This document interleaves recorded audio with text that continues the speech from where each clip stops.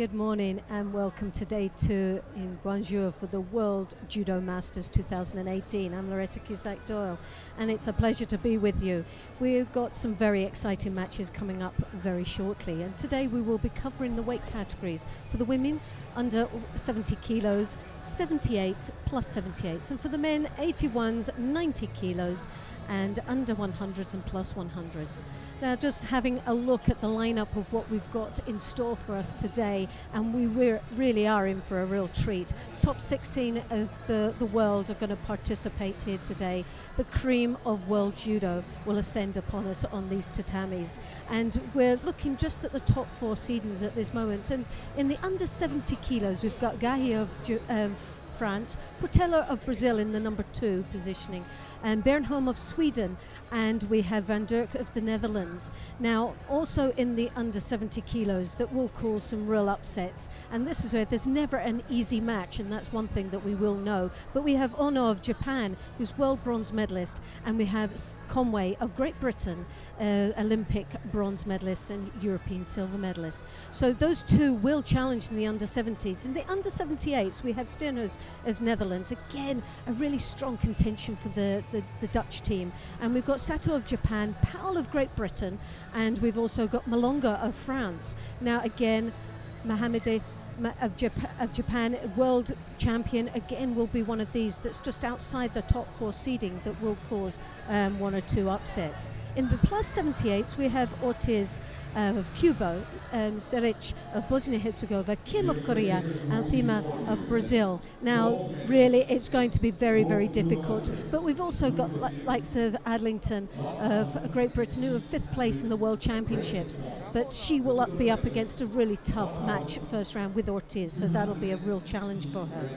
In the under 81s, well, it's going to be really hard here. Number 1 seed Malay of Iran, then we have De Wit Frank of the Netherlands, and then we also have Kubetsov of Russia and Kamazuev of Russia. Very, very strong lineup. We have 17 athletes in this weight category.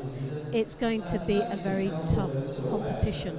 In the under 90s, Shirizaza Deshvili of Spain, the world champion, is the number 1, Kagulia of Serbia in number 2, Tot of Hungary, Silva Morales of Cuba in the 4th position, 4th seed. Again, very, very strong lineup. In the under 100 kilograms, Lipatiliani of Georgia, and we have Corel of the Netherlands, a very strong athlete that will be a real contention in the podium position. Cho of Korea, Palchek of Israel. Again, the Israel team have been doing so well throughout this tournament, and definitely one to watch out. And then plus 100 kilograms, we have a real treat. Tetishishvili of Georgia, Krapelik of Czech Republic. Again, 2 strong athletes. I can't see past those 2, to be honest. And then we have Uzubayev of Mongolia and Mora of Brazil. Again, a very strong and exciting lineup. So we'll be starting very shortly at 11:30, so I do hope you'll stay with us, and where we're going to have some very, very exciting matches coming up shortly. Now, the lineup yesterday was amazing. We really had an absolute treat of watching some fantastic performances.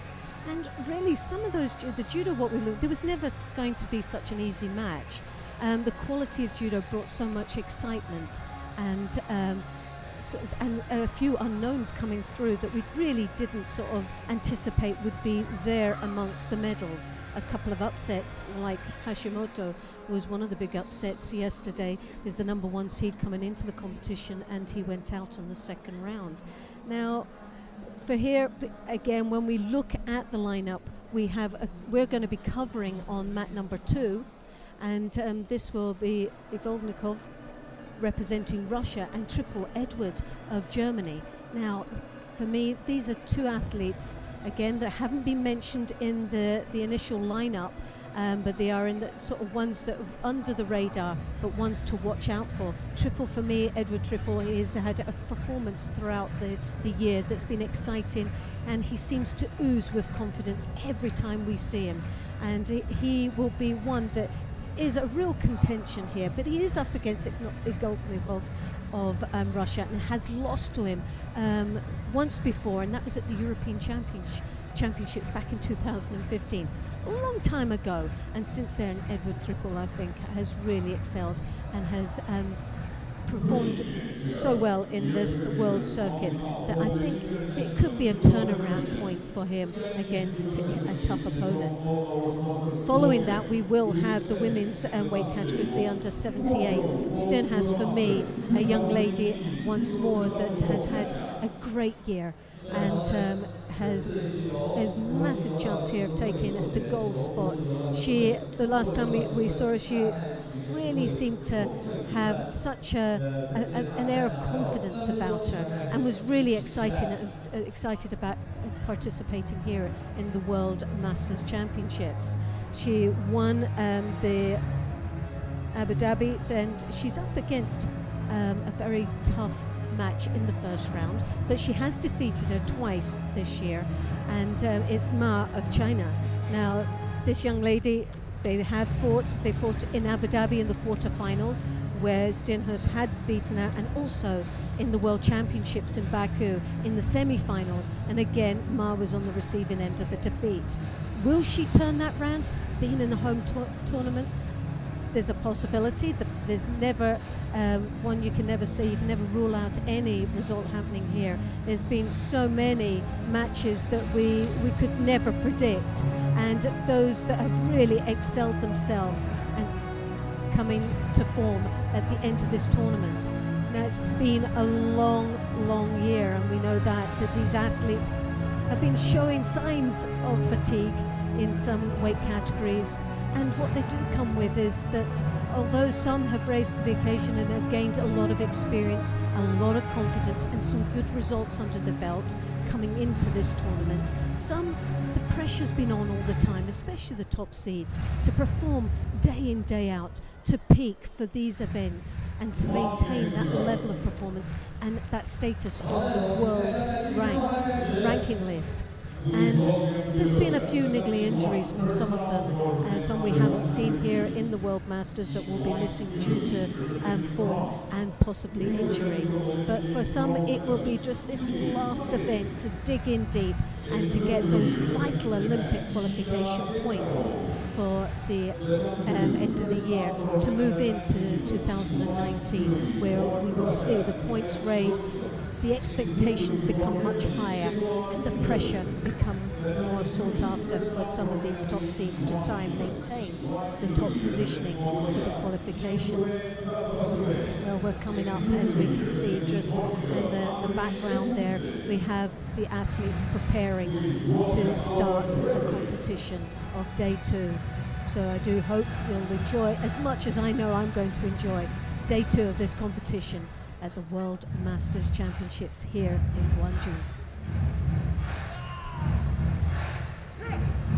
And like I say, we are going to be covering under 90 kilo category. Igolnikov here in the Russia in the white, Triple Edward of Germany in the blue. And like I said, they have fought each other at the European Championships back in 2015. It was a win for Igolnikov at that time.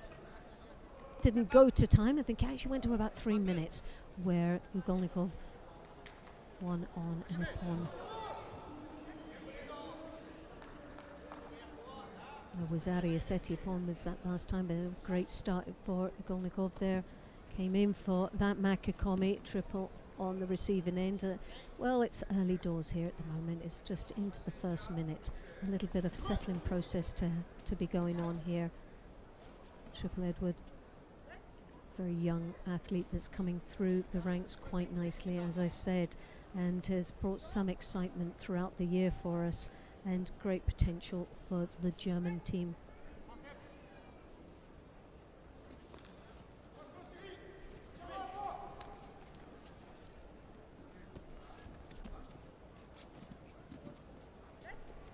And this is the under 90 kilo category. Just recently, Triple won a bronze medal in Osaka. Great performance there in Japan.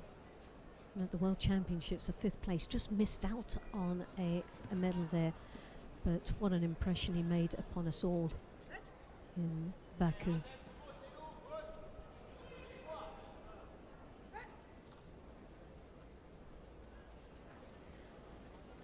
Igolnikov, 12th on the world ranking, a gold medal in Abu Dhabi, European champion this year, and under 23 European champion.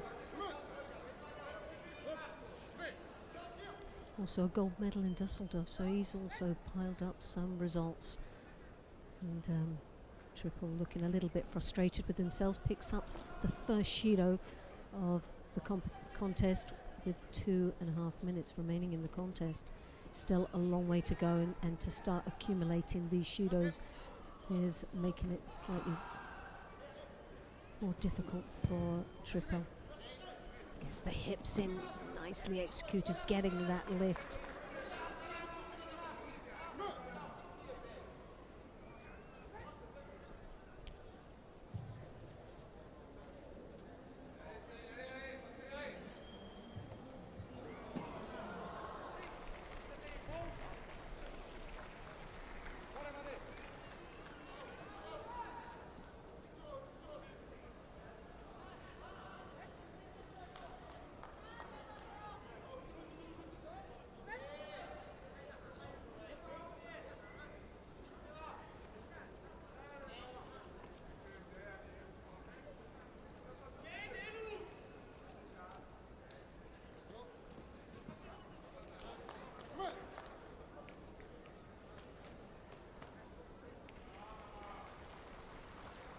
Well, the Russian, as you can see, trying to dig in deep there, looking for an opening in the Niwaza.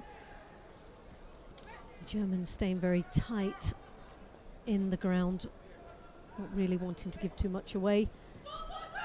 Already, though, feeling the pressure in this first round. Judo's now on the board, one more would result in the Hansokamaki. So this really isn't looking so good for Edward Triple of Germany. Very, very difficult to get past the fences of his opponent. Sutemi was her attempt there. Sumigeshi didn't really even ruffle the feathers of the Russian. He blocked it quite nicely there.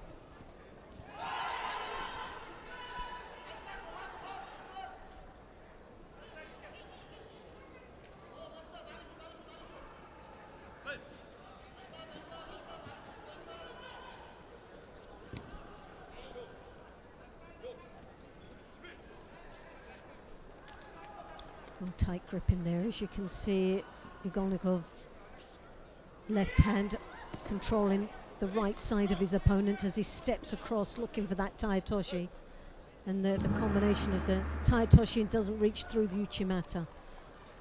17 seconds to go, and this is, you always hate to say it, but when they're asking the athletes to tidy up the gi, you just have that sense of feeling that another Shido will be awarded in the final one, meaning that Edward Triple would be disqualified in the first round.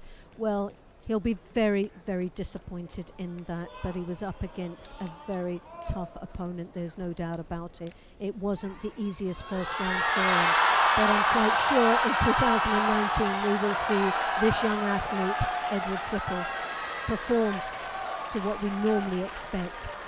But a great win for the first round that takes him to compete against Guangzhou of Korea a little bit later on in the second round.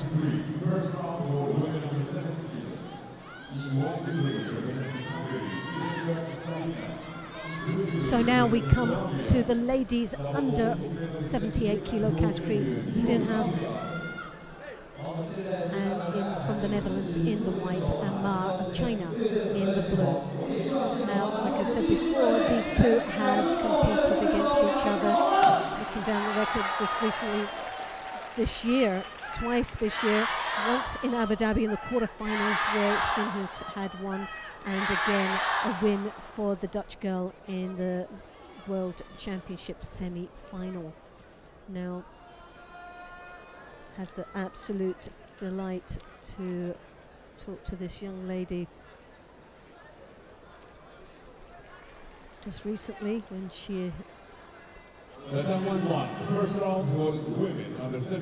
great result in Abu Dhabi, where she took the gold medal there. A pleasure to have a wee chat with her, and she's such a confident young lady, but a consistent performer throughout the year. And she had World Championships where she took the silver medal, in Abu Dhabi a gold, and Budapest a bronze medal, and in Paris silver. This time last year in the World Masters was a bronze medal, and she'll be showing the form that she is in at this particular moment. She's definitely one of the big contenders for the #1 spot here in this competition. For me, she has got so much confidence. She really knows where she's going and what she wants. She's taking every event as it comes, and she's learning, she's growing, she's developing, and it was an absolute pleasure to just listen to what she's doing throughout the year and how she is performing, and such a lovely person as well. So we wish her the best of luck really in this competition. A well-deserving athlete who finds herself here qualified for a place in the World Masters. It's always a hard thing to do, to be the athletes out on the field of play, but the t-shirt was ripped from Mar, and so that needs to be changed. That will take a little bit longer than normal. But she's very capable, and she'll be in the zone, as we'd say, focusing on the contest in hand, what she needs to do to get past, which is always the hardest thing, getting past the first match really. The pre-competition nerves that build up in preparation for this event is always very challenging for any world-class athlete. They all come here to win. They all come here to perform to the best of their ability. It's been a long, long year. And this is the tricky thing, is being able to stay on form like Steenhuis has done throughout the year and perform well. And she has. She's performed extremely well throughout the year and very consistent and hitting those milestone events. Now, at the World Championships was 5th place, just missed out on the medal. She's definitely an athlete you can't underestimate, and in Abu Dhabi picked up a bronze medal there and had a great performance in that competition. She's very long-limbed, an awkward size, but very powerful with it. Steenhuis, as you can see, with the left hand inside, trying to comfortably block. She's got a good controlling sleeve grip as well, which gives her a good setup for what she's trying to attempt there with Uchimata, the Koshiguruma combination techniques. Very, very strong. She controls quite nicely, and Ma looking really reacting rather than taking full control and an action against her opponent. Obviously 2 wins under the Dutch girl's belt against Ma, and she'll know that, which will make her a little bit apprehensive in rushing into this contest. But she's on home ground, so Mara has a real chance to excel and perform with this crowd behind her.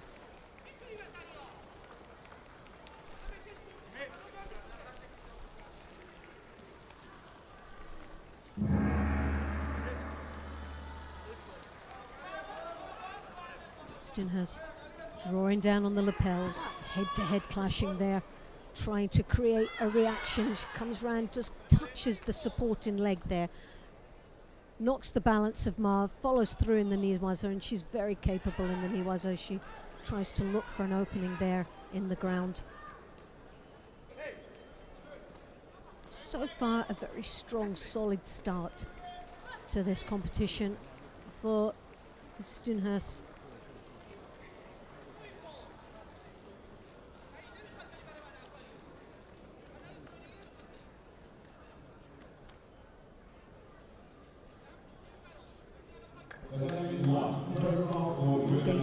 reverse grip. Stenhus coming in with the left hand on the lapel. She controls with the right hand on that sleeve. Draws it in.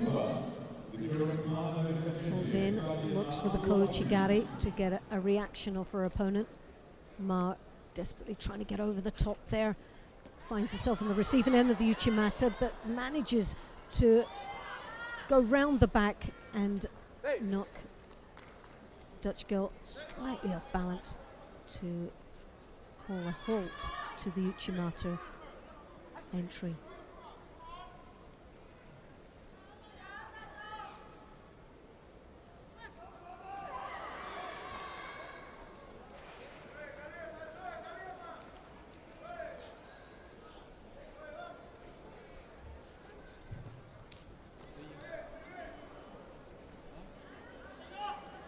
This time comes in for the first attack, but Stenhus straight in for the attack again.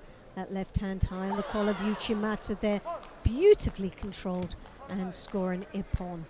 Well, that is a great start for Stenhus of the Netherlands. She'll be absolutely delighted with that as she swiftly moves through to the next round of this under 78 kilo. And she'll be up against the winner of the next match that will be coming up very shortly. First round for the winner of the 78 kilograms, Tatami 1. In white Judo for Great Britain, Natalie Power. In blue Judo representing Russia, Anastasia.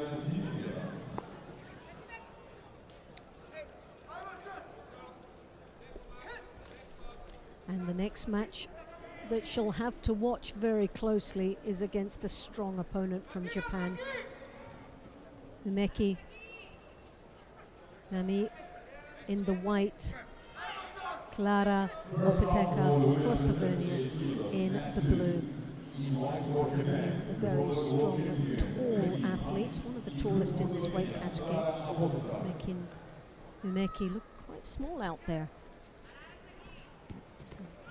Beautiful technician from Japan. A nice judo that flows normally to really settle in to this contest.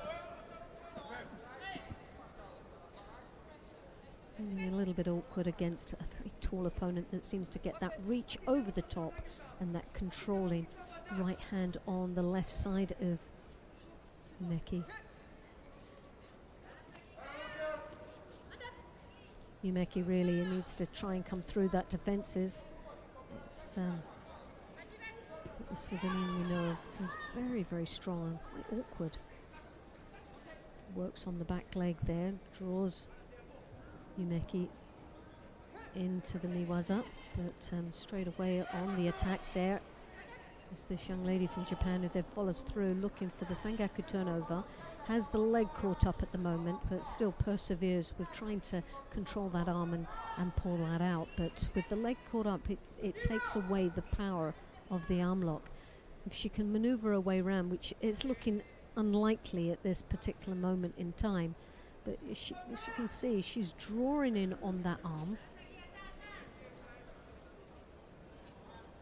Trying to now work through in a different angle. The referee will obviously keep an eye on it, and what's quite good about the referee, he knows that there you have it, the arm lock is on, but at a different angle. She's working her way there, and oh yes, you have it. So Umeki takes the win. Nice maneuver in the niwaza, beautifully executed with that figure 4 arm lock. Udigarami.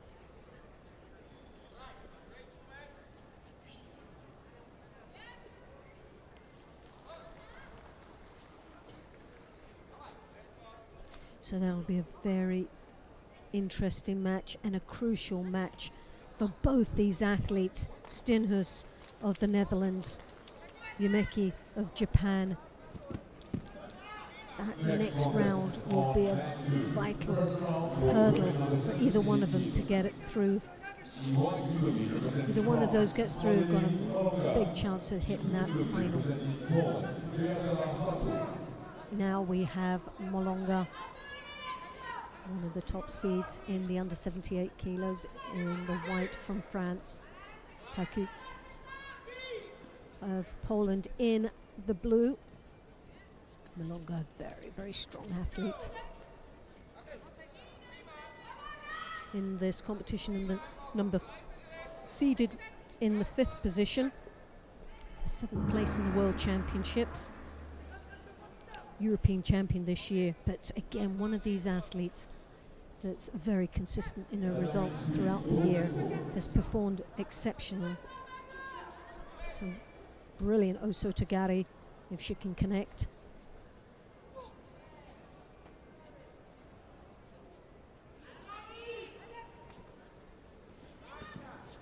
Bita Pakut from Poland picked up 2 medals this year in Abu Dhabi and Tashkent, bronze medals.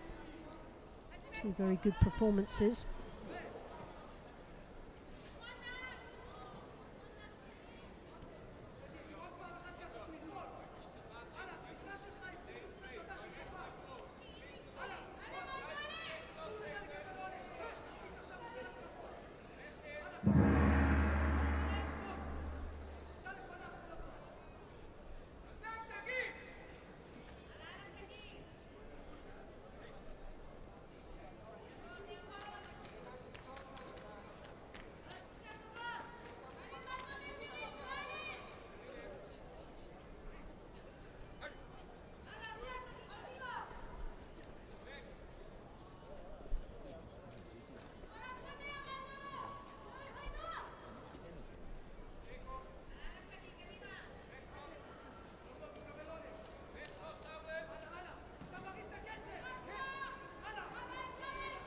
The Polish athlete coming in with the Sianagi left herself a little bit vulnerable there, with Malonga diving into the Niwaza challenge there, as you can see, working on the shimiwaza. Looks to be just above the chin there. So the referee calls a halt to the execution of the shimiwaza, the strangle technique. One Shido on the board. We're on the halfway mark now, and Malonga really now has to try and step it up a gear a little bit now. She has much more of an aggressive start in general in her competitions, but today looking a little bit weary out there in this first match.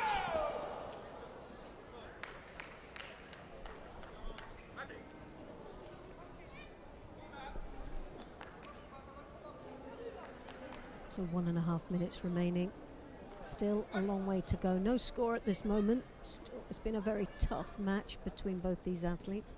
Neither one of them getting the opportunities they were hoping for, but there you can the Ochi-Uchimata combination. Very, very strong gripping style there from Malonga. A real threatening opportunity there.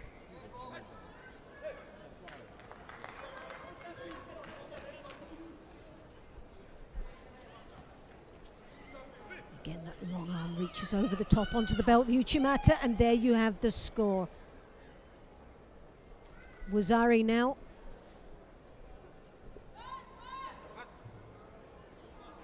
And a good positioning for the French girl to be in with just under a minute remaining. Gives her a nice, comfortable lead and changes the dynamics of this contest. Now Pakut has to really start chasing. Makes her a little bit more vulnerable because she has to open up if she wants to stay in this contest. She comes in with a very poor attack, totally misjudged the Sianagi there, and once again leaves herself vulnerable in the Niwaza, and the valuable time ticks away that goes against Bita.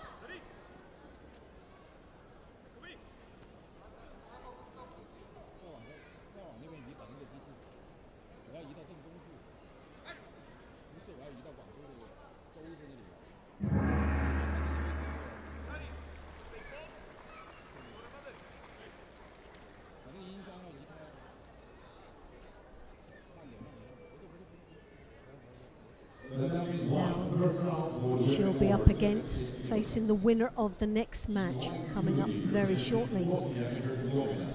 This will be against Verkerk of the Netherlands in the white and Malzen of Germany in blue. Verkerk in white, Malzen in blue. Well, when you look at the lineup of the under-78s, every match that I'm looking at here, the matchup, there's never an easy match amongst this. They've really balanced this so well that there's an opportunity for any one of these 16 athletes to progress through to the final block. Malzen comes out very aggressively, throws that right arm over the top, catches and hooks in for the Osotogari. What a start for Malzen. A real direct approach, so determined to take full control right from the beginning.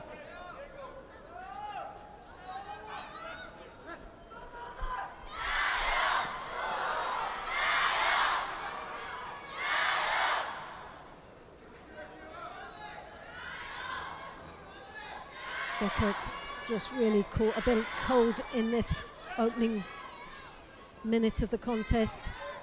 Now once more Malzen takes that right hand high over on the collar, controlling the head nicely in that sleeve as well.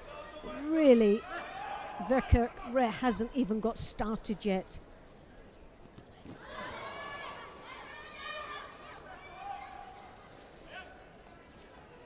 The current World Masters champion from last year really finds herself under pressure. World silver medalist, and really now finds herself with 2.5 minutes, coming up to the 2.5 minute mark with 2 Shidos down. One more would result in a hand sokomaki. Malzen really piling the pressure on. Cross grips, comes around the back. She needs to use that. Can't hang on to it for far too long. It's an exchange of grip that must be followed by the execution of an attack.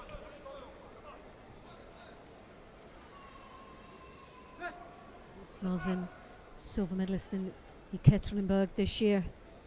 Well, what a performance from this young lady in the first round. She really is firing all cylinders here, giving a real good account of herself.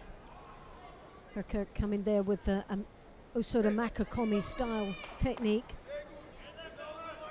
Really has struggled right from the beginning in this contest.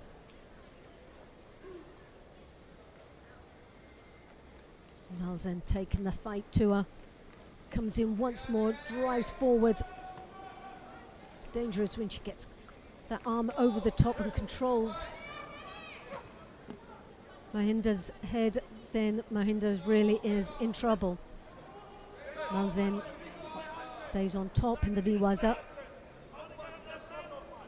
Doesn't advance any further than control, but picks up her first Shido.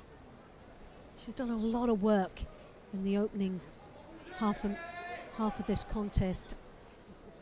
My fear is that she's most probably worked so hard that it might have burnt her out a little bit against Verkerk, who's a very strong and competent athlete.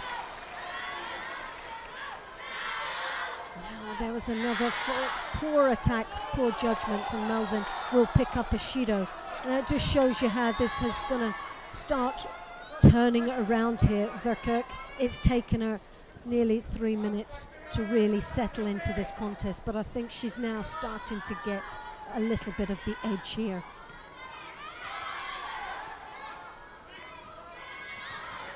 No, you don't become a world-class athlete with world medals under your belt for not having something special, and Verkerk definitely is a quality athlete. Using his legs and arms a bit crossed over there. She's got to be careful with that. But Malzen again starting to nosedive a little bit. She puts so much work into the opening minute and a half of this contest, and now is letting it slip away slightly. She's still a very powerful, strong postured athlete. Good stance there. But Verkerk really now starting to settle in.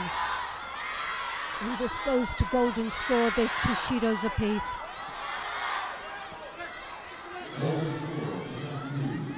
Like I said, there's never going to be an easy match, and definitely these 2 athletes paired up in the first round of this competition.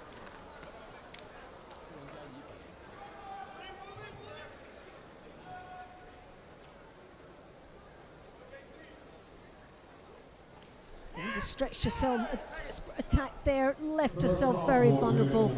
Malzen felt that she needed to really push a little bit deeper there, but sadly misjudged the space between her and her opponent, overstretching herself, and all it really was a tewaza, the upper body arm movements of Verkerk to finish it off with the wazari. So Verkerk goes through to the next round, and she'll be up against another tough match that will be heading her way with Malonga of France.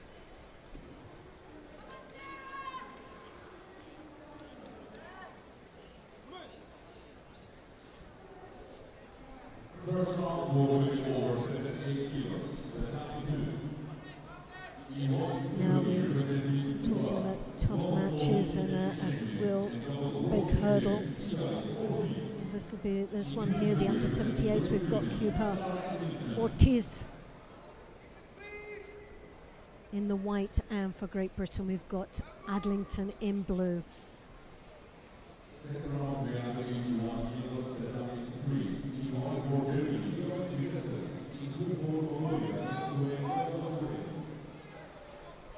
Ortiz, Olympic champion, world silver medalist in the World Masters last year, silver, but took the gold in Osaka just recently in Japan. For me, just this latter part of the year just seems to be getting stronger. She's always been a strong opponent, but looked a little bit flat at the early part of the year. But this, from the World Championships onwards, seems to have just got stronger and stronger, and condition-wise is starting to look very, very good. Adlington just missed out on a medal in Baku, picking up the 5th place in the World Championships. Someone who's been plagued with a few injuries throughout last year and has taken quite a bit of time to get back into form.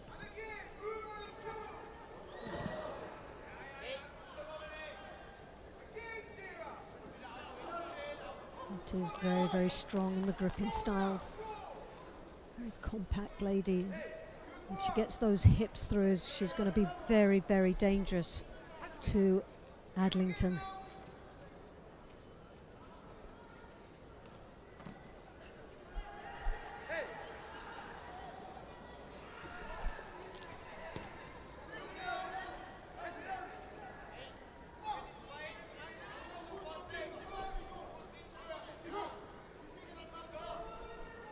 Adlington coming forward, trying. She has slight height advantage over Ortiz.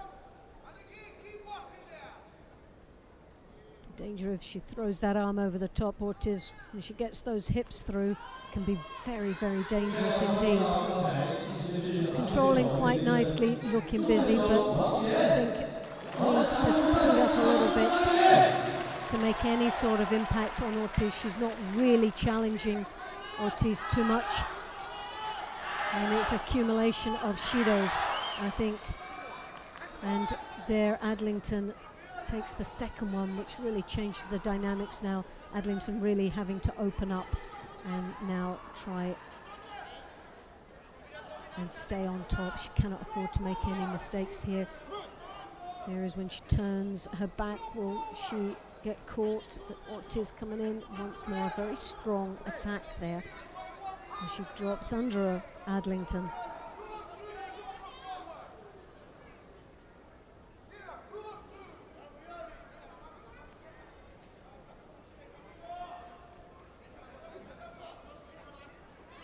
And the referee just asking Adlington just to tidy up the gi.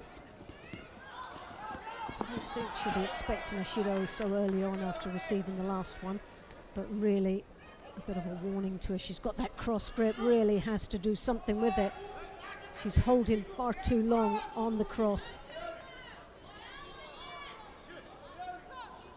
Ortiz, either one of these athletes, not really, they're playing lip service here to the attacks. They're not really challenging each other on the attacks, but for Adlington, she's got 2 Shidos, and for me, it's one apiece. Neither one of them were doing much, but I think no, Ortiz has just got it. I thought there's a possibility of Adlington picking up a 3rd and final one. So this levels it up. So really, for Adlington, she needs to now start putting it. She's got that cross grip. She's doing nothing with it.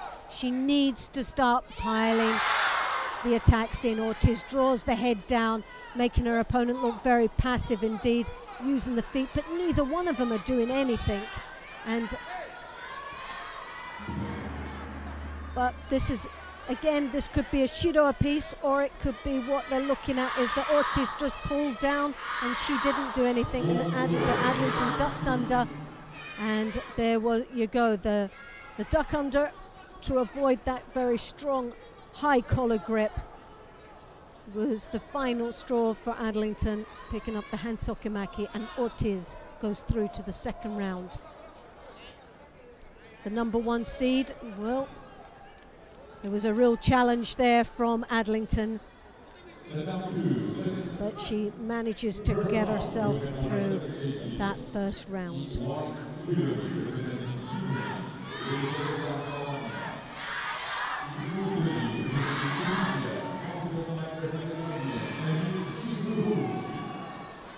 Glenina of Ukraine in the white, Chikruhu of Tunisia in the blue. Now somebody, Chikruhu, who's just outside the top seeding, but definitely not outside one of the quality players that we've come to see throughout this year, picking up some good results. A gold medal in Agadir this year and a silver in Dusseldorf makes her a real contender here for a place on the podium. But she's up against a very tall opponent, Kalenian, one of the taller ones of this weight category. Agadir.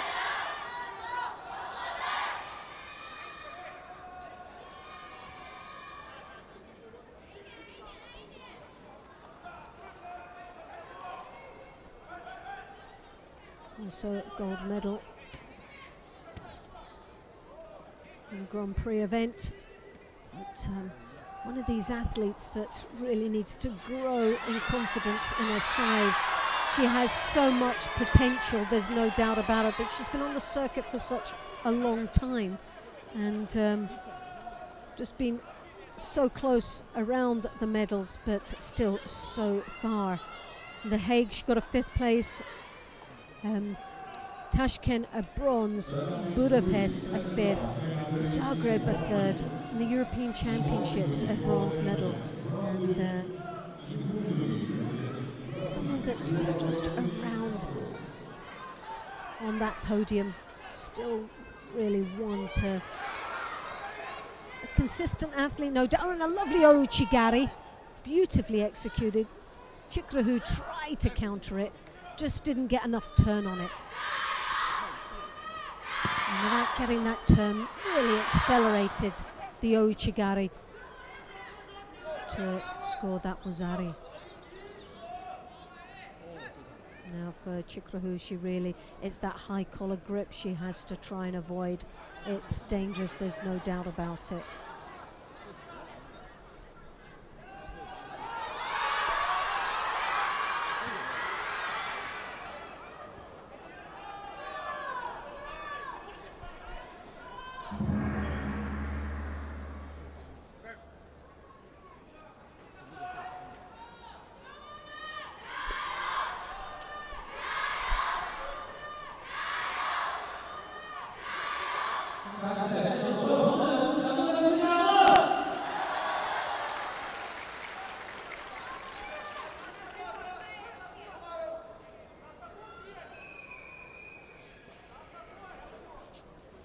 So we're back in action again, just gone past the halfway mark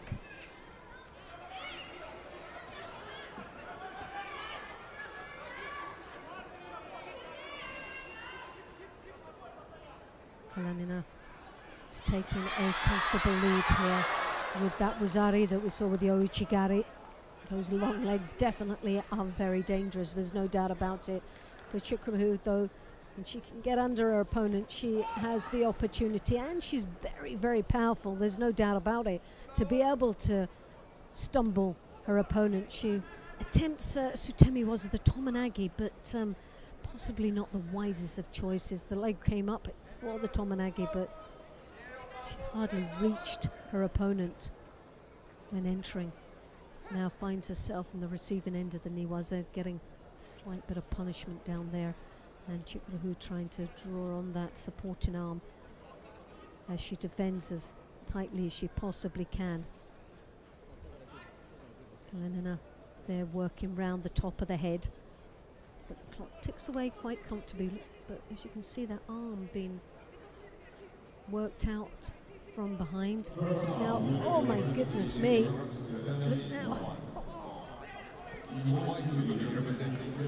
For Kalanina, that was a really scary moment. And the Ukraine coach would have been sweating there at that stage. Cannot believe what just nearly happened. Almost just gave it all away. Well, that was Chukwu's, I think, big chance, and sadly didn't capitalize on it. Referee asking first for the athletes to tidy up. Chukwu coming in, advancing onto her opponent, drawing her to the edge of the contest area. Kalanina really has to just stay composed, controlling her opponents, cannot afford to make any silly errors here, and that was one we already seen. How many lives does this young lady need to stay in this contest? Well, she overrides the attempt of the Sodi. And with 7 seconds to go, you would want to say this is all over and done with, but I'm going to bite my tongue and not say it.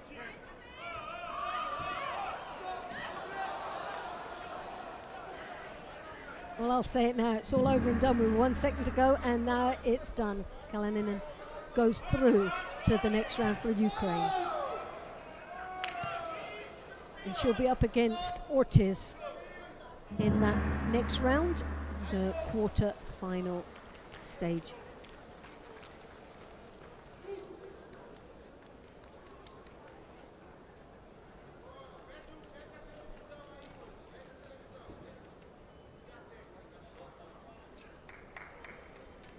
Now coming up, Althiman of Brazil in the white, Zavit of Turkey in the blue.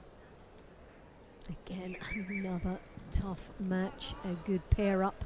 There's some really good, interesting matches coming from this plus 78. Nicely paired up well, and all challenging each other to the next rounds.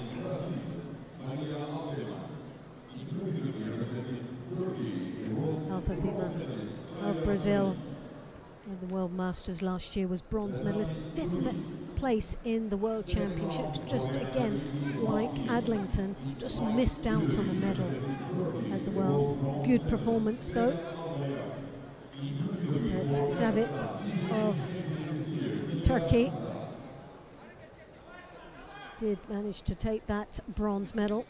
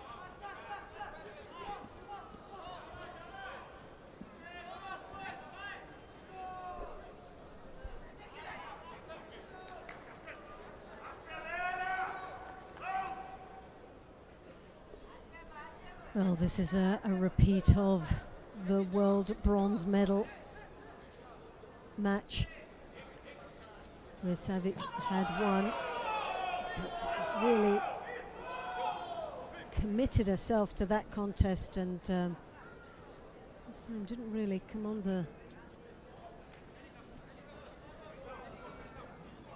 on top with the attack.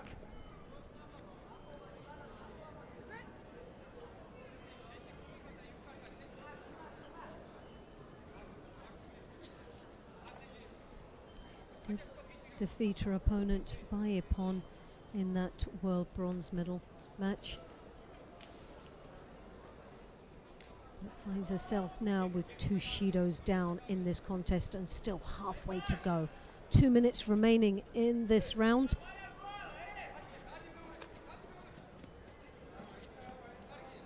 Thema building on confidence as the minutes tick away. Looking very strong and positive as she approaches the centre of the contest area, and as you can see, Savic struggling even to get back up onto her feet. Well, like we said at the beginning, that it's been a long year for these athletes. There's been a lot of competition, and some more than others will be feeling that right now. Bodies will have taken such an impact throughout the year, and those niggly injuries becoming, in some cases, chronic. And it's hard at the end of the year to try and raise your game at such a prestigious event such as this World Masters Championships.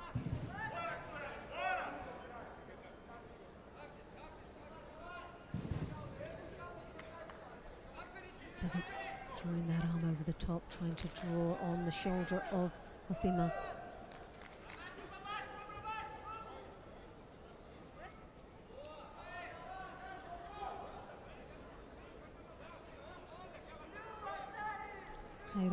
Savic really looking worse for wear in this contest. Not a normal sparky, sharp self that we've come to expect from this athlete. And with 2 Shidos to go, I'm not quite sure whether she'll be close to picking up the 3rd and final Shido.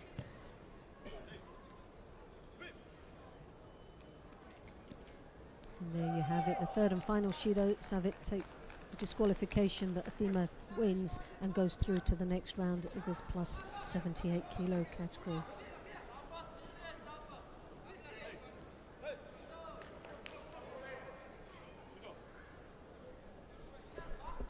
And I'm delighted to say we've got Neil Adams just now coming around, and I'll just pass him over for a wee while and have an opportunity to enjoy some other matches on the other mats that we're not covering. So for myself, I'll see you later.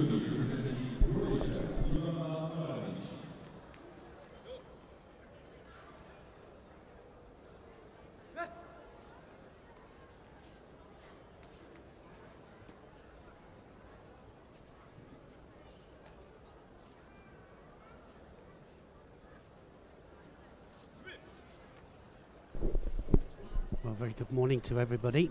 Oh, is it morning? Morning, afternoon? It's definitely morning somewhere, so that's a good thing. So under 78, plus 78, sorry, kilos here, Kunzerska of Azerbaijan, and here she is up against Marinic of Croatia. Still round 1 in the plus 78 kilos category, and we're all on mat, the commentary all on mat number 2 here, and that's all over. Look at that, Soda Makikomi there from Kunzerska, and she absolutely buries Marinic for a big ippon, and that will take her through to the next round.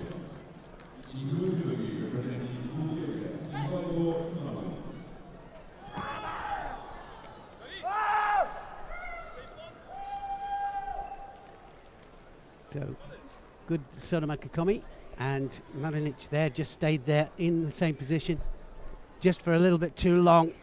Absolute good control of the arm, and Big break fall almost, just to finish it all off.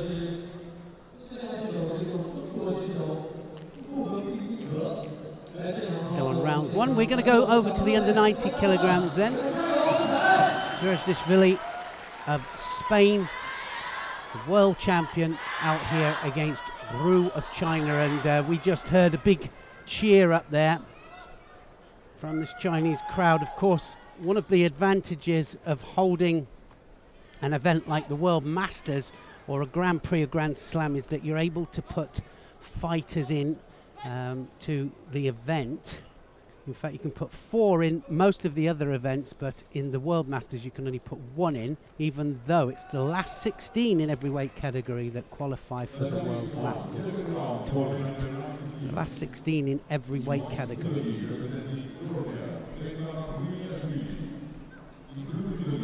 Drops in Aggie there from Ru.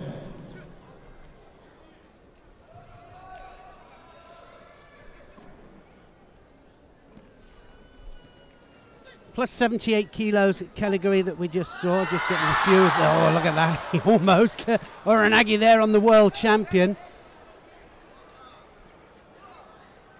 And of course the world champion got sensationally beaten in Japan in the final just a few weeks ago by Kakalya of Serbia. And he was thrown with Sadamaka Komi for a full, it was Toshi actually, if I remember rightly. Beautifully taken. So he's kind of bouncing back. You can't bounce back from a final in Japan. I mean, it's one of the hardest tournaments as well, but here he is fighting in the World Masters. They're not due to meet, of course, till a little bit later in order for him to get his revenge. I don't like to call it revenge, but it is in a way, isn't it? You want to get a win back.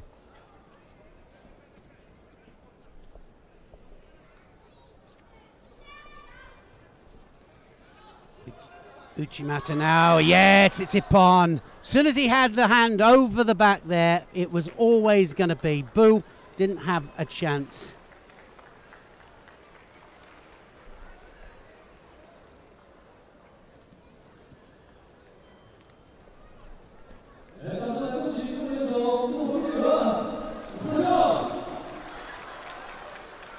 Shrestashvili then, the world champion, he just marches on to the quarterfinal stages. You have to get to the quarterfinal stages in order to qualify for the medal matches. Look at that. Suri Goshi, and, well, he turns it into the Uchimata as well. Massive technique there.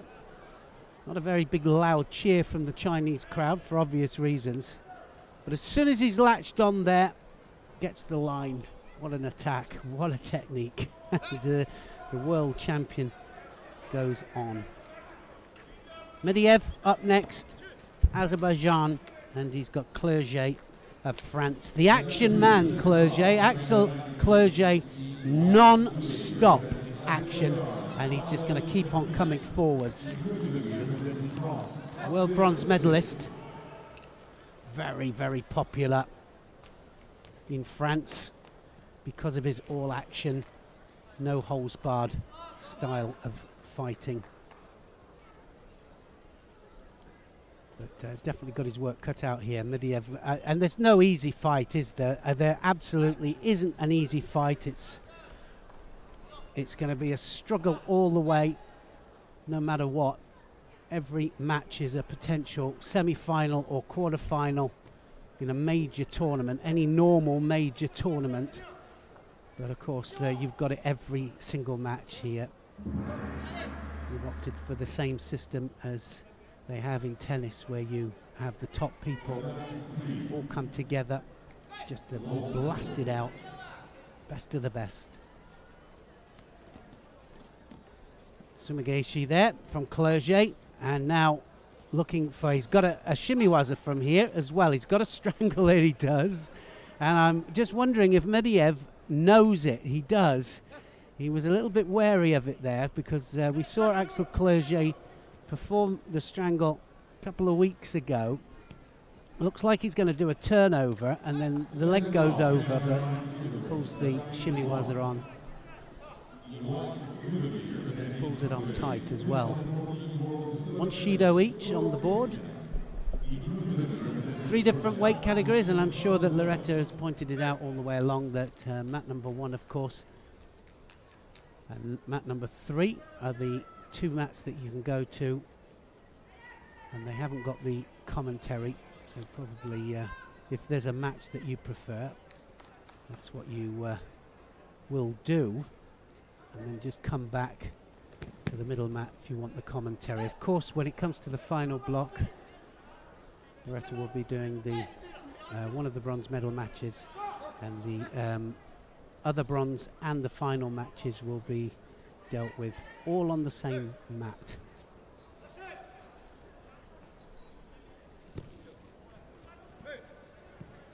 Well, so far, Medvedev hasn't really taken the initiative. He is a big thrower, Medvedev.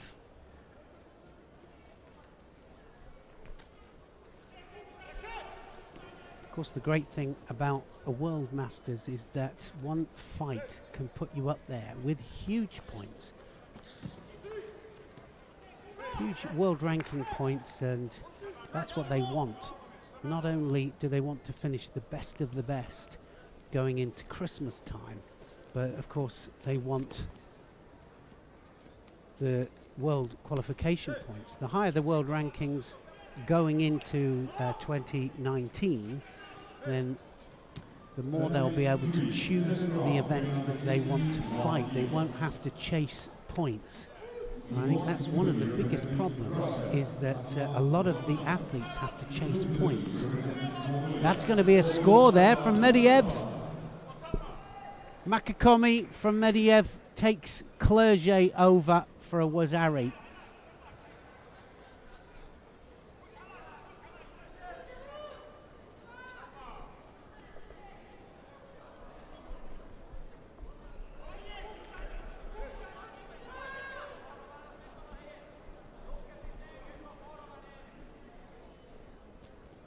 Now the strangle.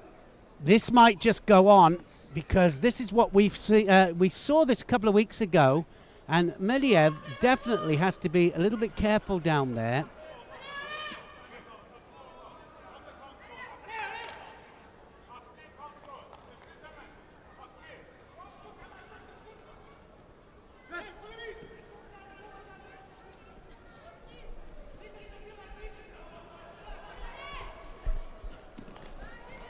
Now he's going to get it back. Wazari back. Clerget gets a Wazari on the board. Well, he hasn't been given it yet. Well, I definitely thought he landed on his side there. So it will go to video referee. For me, it was clear. Medvedev went onto his side, which would warrant a Wazari up for Clerget. Of course, Clerget there straight away on that, saying, where's my score? But it'll come to the video referees. They'll have a little look at it, and then they'll decide as to what it is. But certainly I was at the right angle here from the commentary position. And I'll be surprised if it doesn't go up.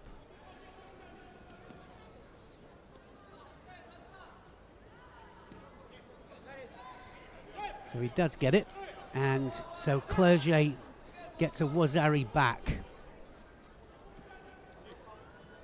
Not a worse feeling in the world when they ask you to tuck your belt in. They're not allowed to touch you, and your forearms are blown, and you can't do it. You can't even tie your belt properly.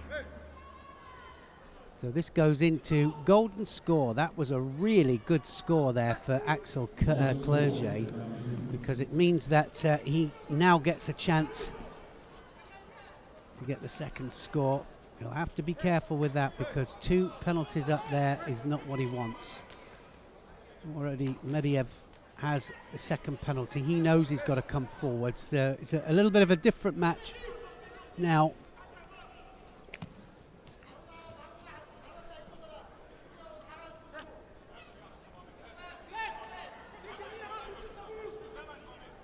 Lapinnikov against Okkambatar on mat number 3 at the moment in the under 81 kilos category.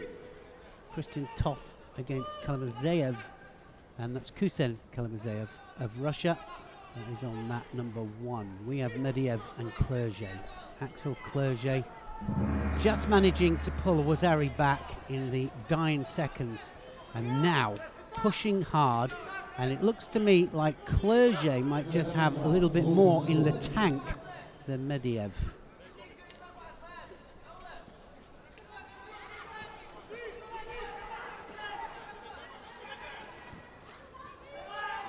Oh, that's it. Is that going to be the second Wazari?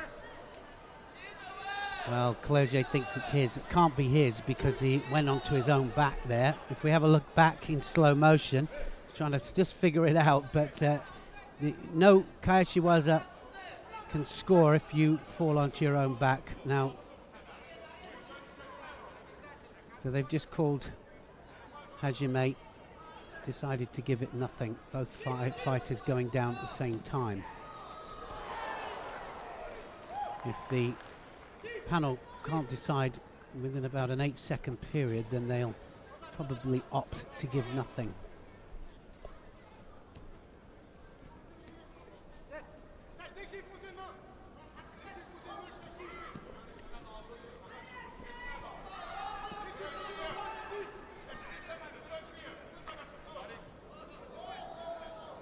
Well, there we saw it, and for me, for sure, he had no hands on it, actually, Axel Clerget, none whatsoever, and he went onto his back, so definitely wasn't his.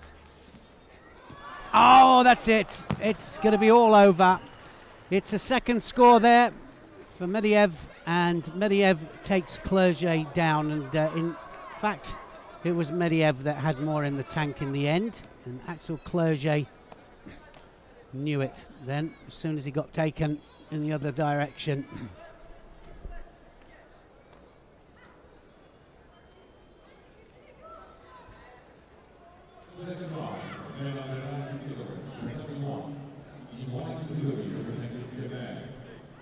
Good match, that was.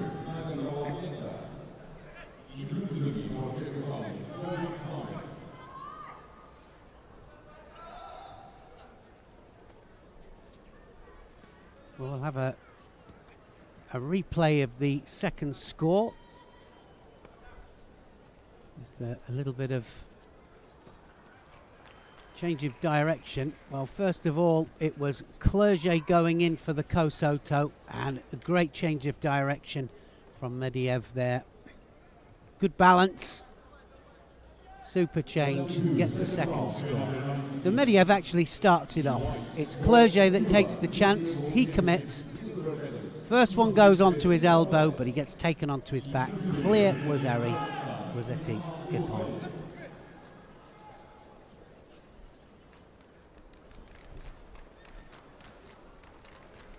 Silva Morales, one of the most exciting fighters on the circuit at the moment. Bazbayev of Kazakhstan, big thrower, and like I say, every matchup at the moment, just one that is an absolute pleasure to commentate on, because it's all action. These are all action people. That's why they're here, of course. To get in the top 16 in the world, you've got to win contests, and that was a beautiful change of direction there from Bazbayev.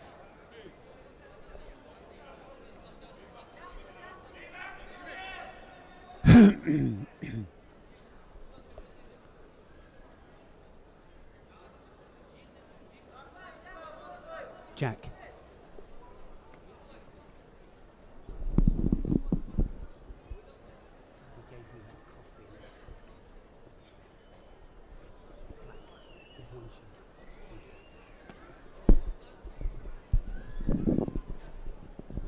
I'm not quite sure what the problem is, but we had a couple of occasions yesterday where, in fact, we had one in particular where somebody went off the mat 3 times. It's only 2 times that you're allowed to go off to deal with any kind of blood if it's from the same cut. Now, somebody went off 3 times. Somebody commented about it to me, and I said, well, I think that one of the cuts was from a different place. So you can get 2 chances of stemming the blood from each cut. So I think that's what happened yesterday, but it did give a little bit of confusion. They have to leave the matted area, of course, in order to get it done.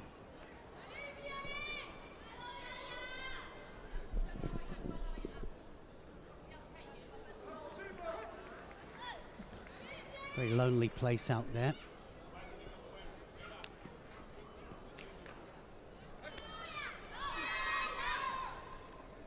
Second round, under 100 years, Tatami 1. In white judo for the Netherlands, Michael Coro. In blue judo representing Egypt. So watch out for Silva Morales with the Soda Kumigosh, and also for the drop Cianegi. Great cat-like change of direction. Oh, that was beautiful. Oh, Buzbayev there underneath there with a Cianegi, and the Cuban, well, he went off the other shoulder of Buzbayev, and Buzbayev gets the ippon for it.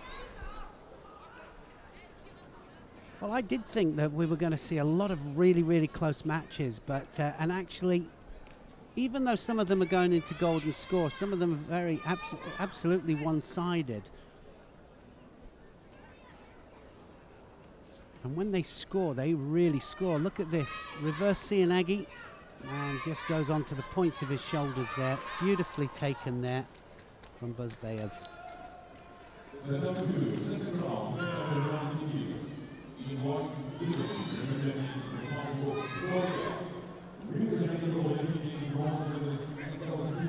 Next up, Guak, who had a first round bye into the second round here. Guak Dongyan of Korea against Igolnikov of Russia.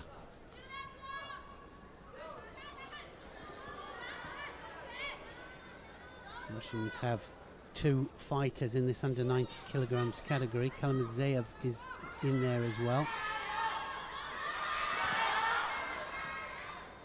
Igolnikov had to beat Triple of Germany to get through to Guak. And Triple is one of the up-and-coming fighters as well.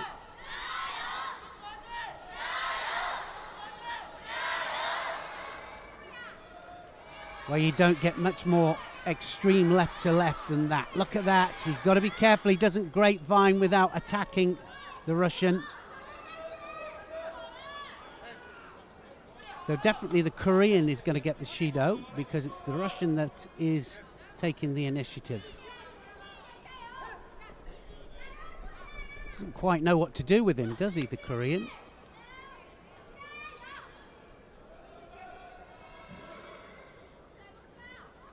So Igolnikov again wants to throw the left arm over the top, and he wants to start it all off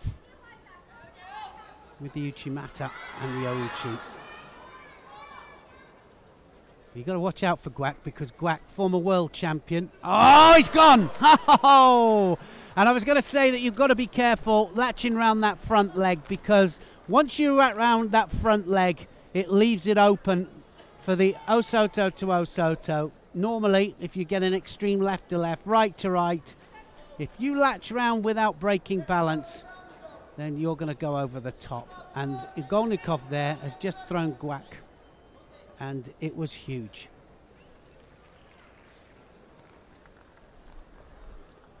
I think that Guak knew it. As soon as Igolnikov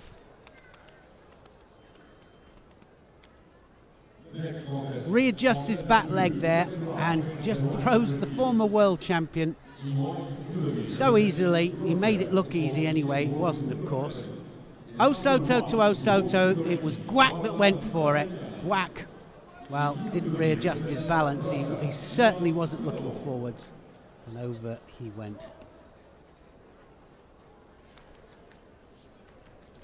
So Lipitiliani on now in the minus 100 kilos category. Lipitiliani of Georgia against another Russian, Vinilov of Russia. And the Russians having a really good tournament so far, and they've got a really strong team in here.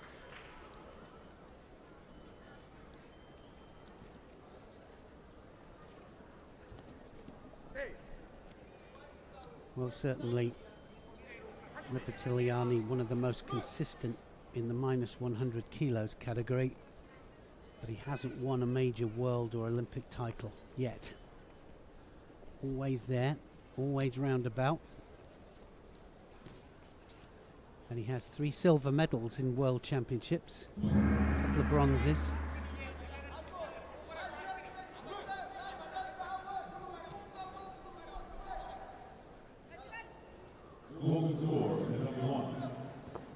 And we have a different situation here now because we get opposites. So we've got left against right, and just being a little bit tentative there, Lipitiliani committing 100% in, because they've got to be careful of the Sakeshi, where they just slip. And you're virtually throwing yourself if you're not careful.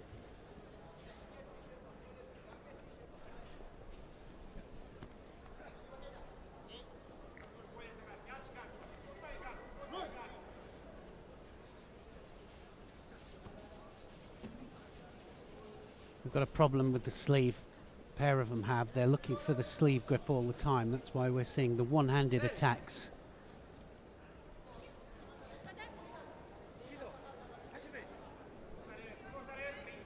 I thought the Russian was attacking there, but anyway, he gets his Shido.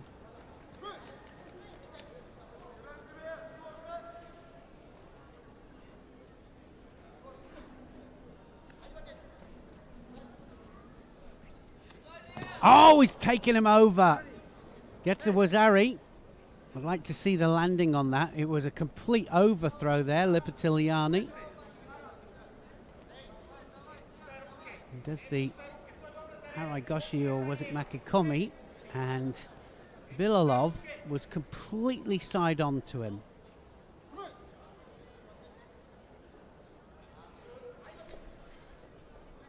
Right the way over the top. It was totally overthrow.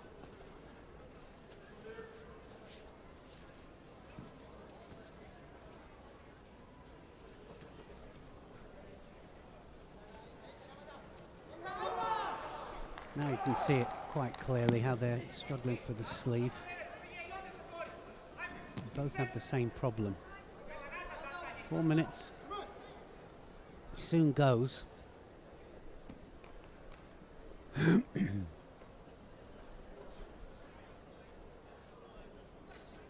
he has a bit of a turnover here, Lipitiliani. He's one of the few in the Georgian team that have consistently scored in high-class competitions in Newaza, and he has a turnover that he does. Double lapel turn. And now just happy, I think, to waste a few valuable seconds here. The referee will allow it to carry on while it's got a chance of scoring. And Bilalov just doing his best not to go over flat on his back. 11 seconds left, or is it 33 seconds left? Eyesight's going.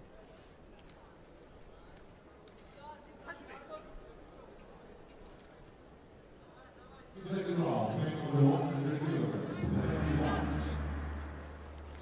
In white judo representing Hungary, Syrian Judo. In blue judo representing Russia,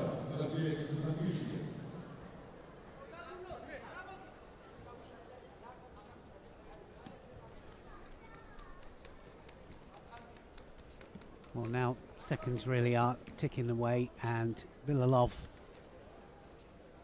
just having a job to get through the defence of Lipitiliani. Lipitiliani quite comfortable in the end, and he'll go through to the quarter-final stages.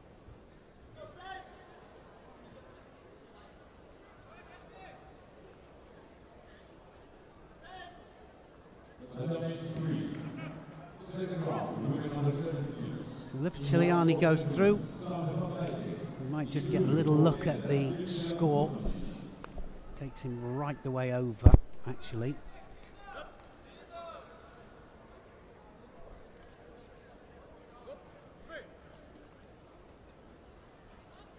Here it is. Look at that. You don't get much more. Oh, it was Hanigoshi in the end. Have a look at the landing. completely side on and absolutely on his side there. So good score for Lipitiliani. That was Ari. Was enough to win him the contest. Starts off with the Harai Goshi. Leg goes up. Hanagoshi ends with one of the favourites here. Gazimov of Azerbaijan here against Fletcher of Ireland.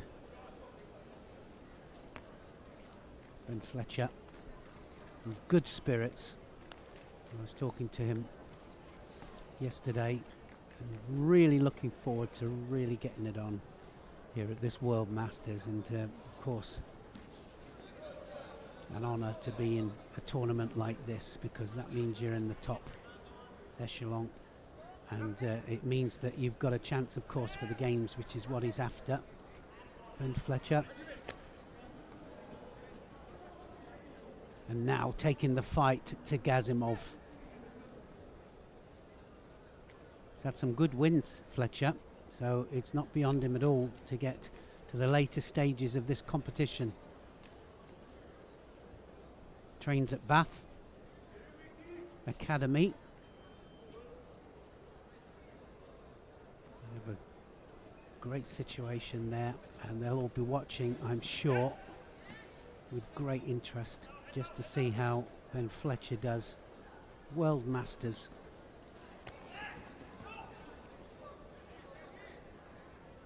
He's going to go for the turnover, Fletcher, trying to latch on to the arm.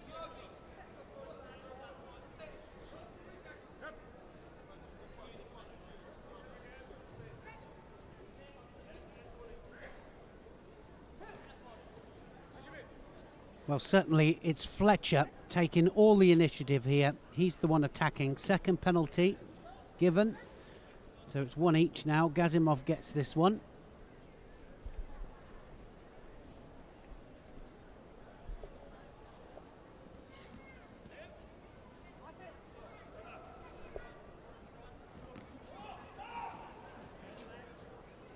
And that was interesting because Gazimov tried to attack there off the ground. Ben Fletcher, can he get that leg out? This might just upset the apple cart. If he can get that leg out, he'll have the hold down. The referee will allow it to carry on. It's gone to the other side. Needs to really secure the top half there. There is a point where you have to say, well, am I going to score with this? Do I abandon it? Because it's exhausting, to say the least, when you attack or if you're being attacked in Newaza.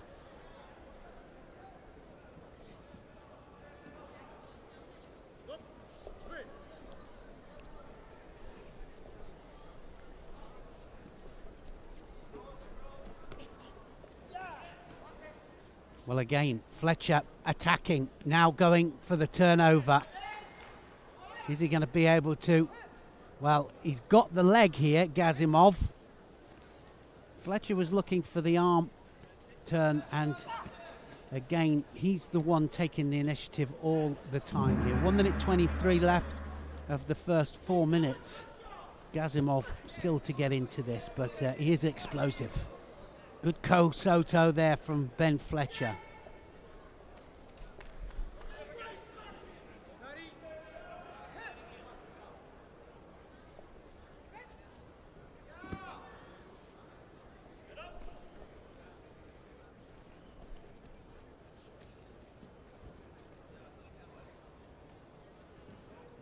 So now he just decides that's enough, Gazimov. So he's coming forwards, and Fletcher just needs to carry on doing what he's been doing all the way through this contest, just dominating. Looks like it's going to go into golden score.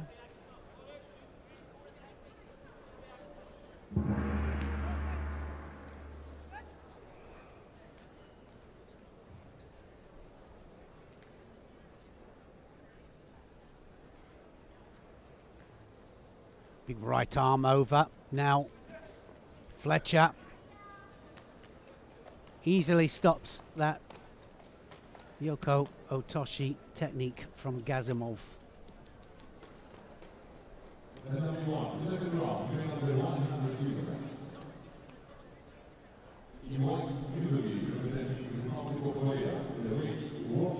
penalty up there to Fletcher. Like I said, just needs to carry on doing what he's been doing. Didn't quite get it, did he?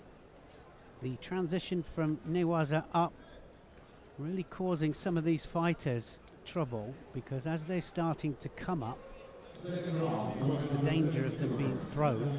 I like it, actually. I like the possibility of transitioning from groundwork up to standing.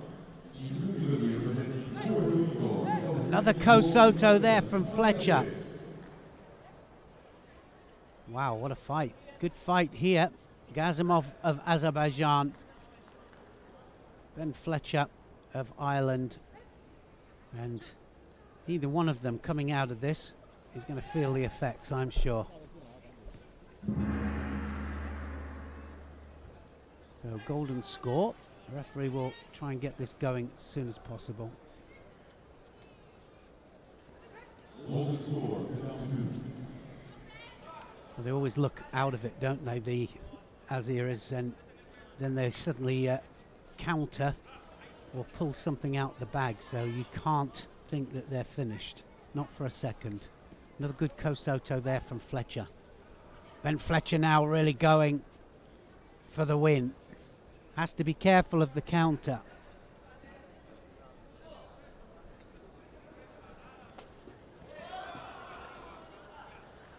Oh, possibility here.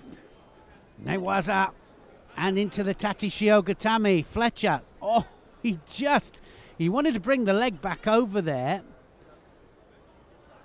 and into the hold down, and Gazimov just manages to hold it off. Fletcher knows he's got to go forwards because he can't afford another penalty, that's for sure. He wants to get on with it.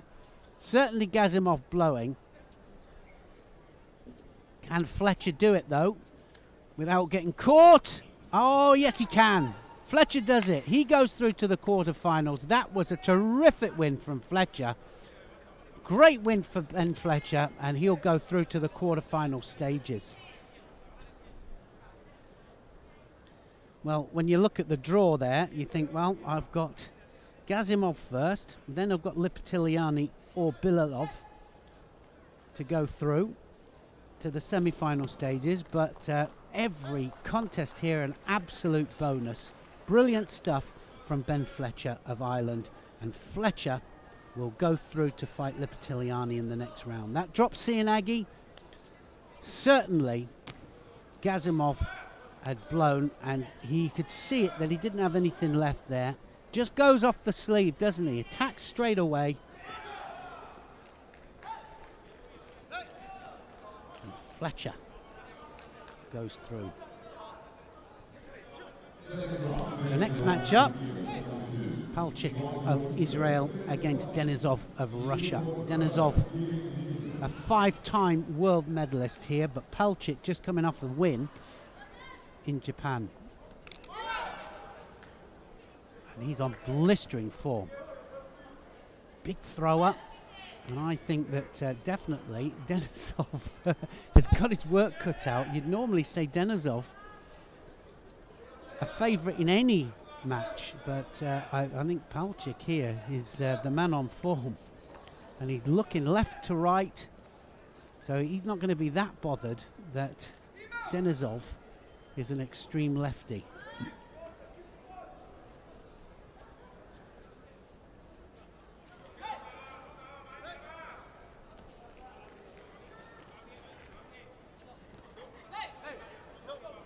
I think they've got to be, he's got to be a little bit cautious about that, attacking that arm in order to break the grip, because it's applying an arm lock from a Tachiwaza position if you're not careful.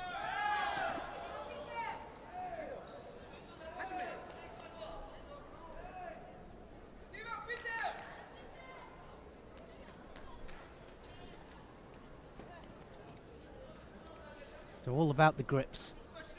I'd say that 90% at this level for sure, 90% of the matches are decided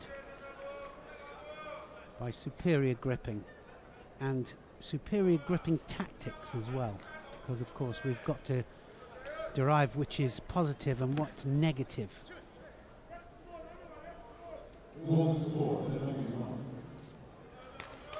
Of course, the difficulty is the referees have to decide that as well. They've got to decide what is a positive and negative, and sometimes, even when they've got the end of the sleeves, as long as it's in a positive vein in order to attack, then you've got to let it go. And that's what certainly the referee supervisors have been pushing very, very hard for, because they realise that the kumakata at highest level is the key point to the contest. They've got to get a grip, and when the Shidos were flying around, it wasn't a good thing, so it's certainly a lot better now, a lot more freedom with the gripping.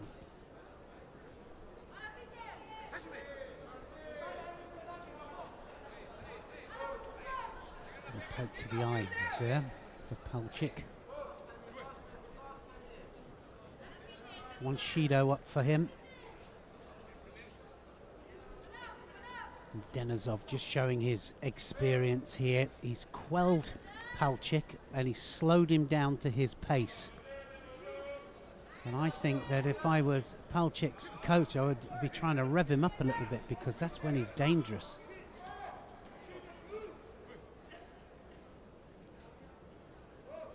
Now he's going to go in. 2 hands on. Watch out for Palchik. Oh, well, Palchik took it against Denisov, and now he's into the hold down here. And the 5-time world medalist, Denisov, is in a hold down. Denisov attacked. He went actually for the counter, Denisov. Palchik countered him, took him over for a Wazari, and he's only got to hold him for 10 seconds, and it's all over. Denisov goes out. And he's going to be angry about that, because you don't see Denisov going out like that very often. You really don't. Denisov has gone out by Ippon to the very in-form Palchik of Israel.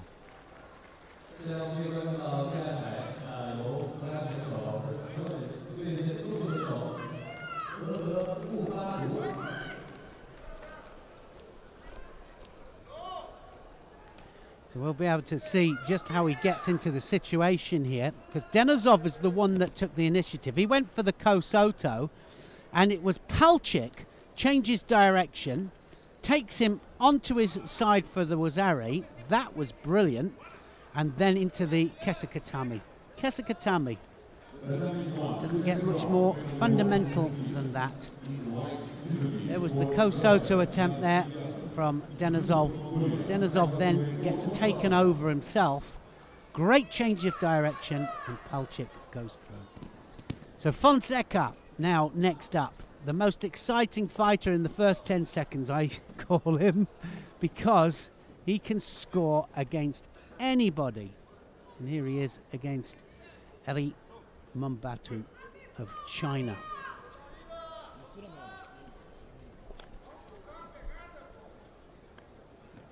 Oh, there it is. Sianagi drops right the way underneath him there. We always used to think that Fonseca, first 3 minutes, or certainly the first 2 minutes, should I say, so dangerous, but then now starting to get better condition as well, so he keeps it going that little bit longer. But it's the explosive power and speed of Fonseca that makes him one of the most dynamic minus 100 kilos fighters in the world. That was a beautiful Osodagari there. Eri Mambatu taking the fight to Fonseca.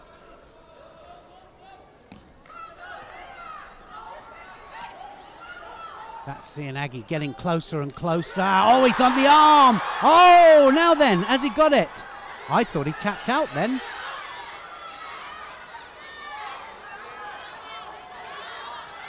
Well, it almost looked as if he was tapping out there, Fonseca. And he was bringing the hand up as if to say, stand me up. But it really did look as if he was tapping. And that's exactly what the Chinese coach be shouting there, so they're going to have a little look just to see if he did tap out. So the referee in the middle, he asked for the video replay. Certainly that was a tactical error from Fonseca, no matter what way you look at it, whether that was an ippon or not. You don't bring the hand up in any possible way if somebody's applying an arm lock. Fonseca wants to get on with it, which for me says that he kind of thinks that he might have submitted in the early stages of that Judo Tatami. If they can't decide within about 10 seconds, they will just let it carry on.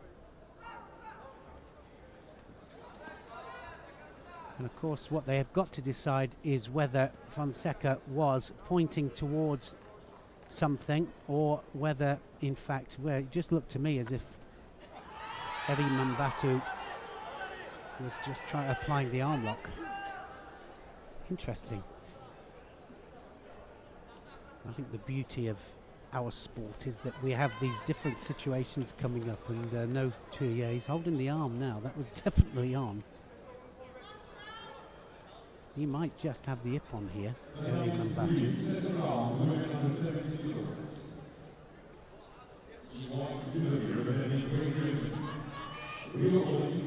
They're going to have to decide soon, and if they can't, if it's not clear, let the contest carry on. It was definitely on there, and it wasn't clear, so if it isn't clear, you can't just go, oh, look at that. And he decides to go into operation now. Fonseca says, right, here we go. Credit though, Eri Mambatu just absolutely taking the fight to Fonseca. Brilliant contest this, absolutely.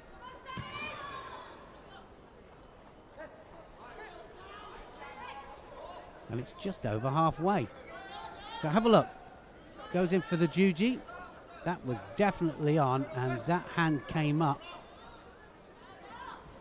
Like I say, whether he tapped or not, that was a tactical error. Yeah, I still think that that was a possibility there of a submission. You don't bring the hand up like that. Oh, Sodagari here. And again, Seanagi from Fonseca.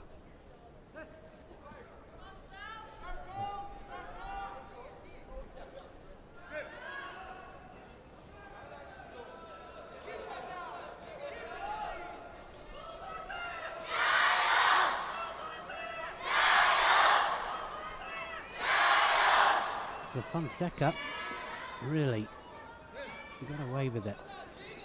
Sodi Surakamigoshi! Oh! Well, he thought he took him backwards. He didn't have enough direction. So no score given. Sodi started with that. And then, of course, Mambatu went onto his own back. You need to get a really good change of direction in order to get the score.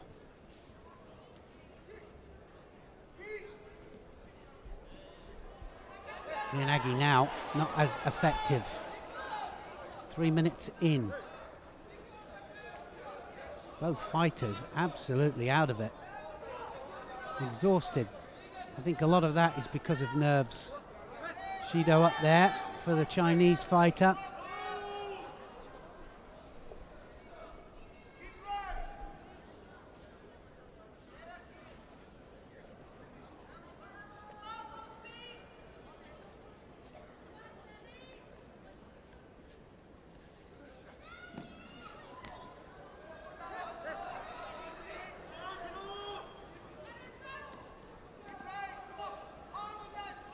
So now anybody's match. 30 seconds to go.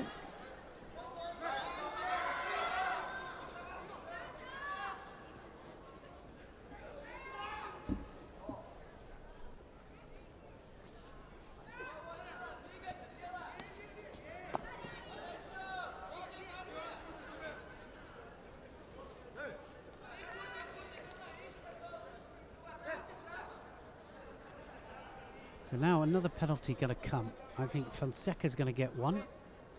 And another one for Erima Batu. And so he's got two. He cannot afford another one. And that arm of Fonseca there just blocking the hips of Erima Batu. And again, just trying to drop underneath him.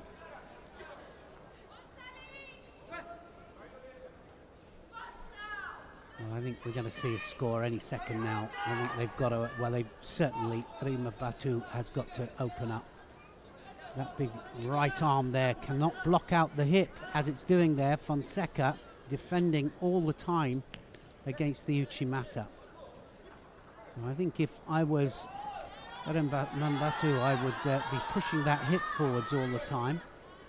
And that would equal up the penalties for sure.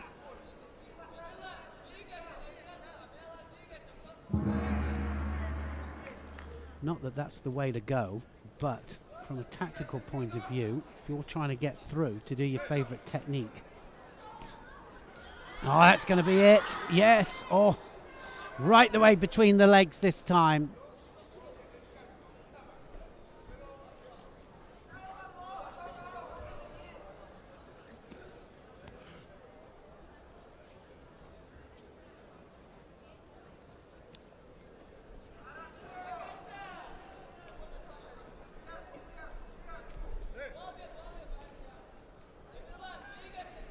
After this match, we have the plus 100 kilos category, and the world champion Tushishvili is up against Krakovetsky. That will be followed by David Mora and Roy Maya. And we've got Kagura and Kakuri of Azerbaijan, so it's all happening on the central mat. So disqualification there for Erima Batu, and Fonseca goes through. 3 Shidos there. That was a shame, but well, you've got to ask the question, did he submit on that arm lock?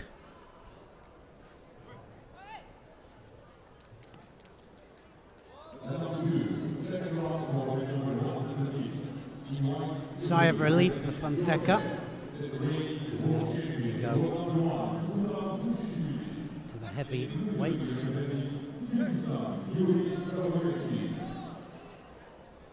Also very explosive. Tushishvili has the red patch of the world champion here.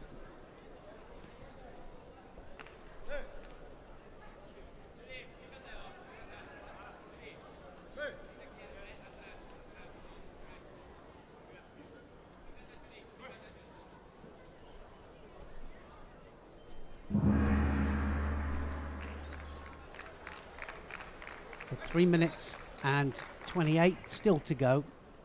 One Shido on the board already to the Georgian. Very, very tentative, but Krakovetsky, sorry, is so explosive when he goes in, when he really wants to do it. And you've got to decide when to go in, when's the right moment. And of course, he's looking for the Sianagi. They're really starting to know each other. These heavyweights are up against each other just as everybody else is. Just time and time again in these competitions.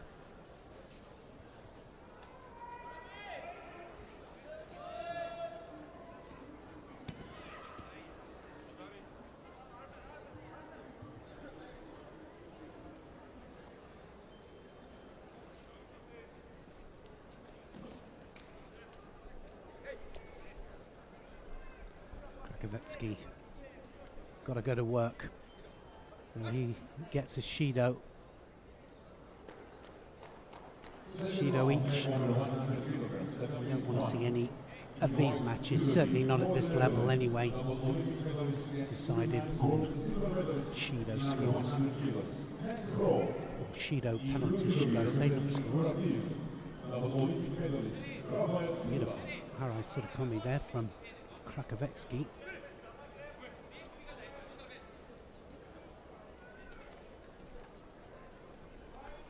puts a whole different dynamic on it now that he is world champion. Of course, Tushishvili had a great chance. Oh, that was beautifully taken. Wow, what an Osoto that was. So explosive.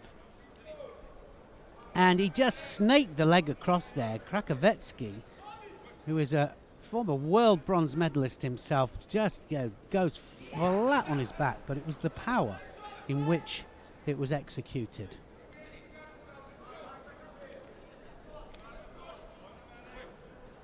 Just look at that, just catches the bottom of the ankle there. Well, I think I would call it, well, was it Ashiguruma?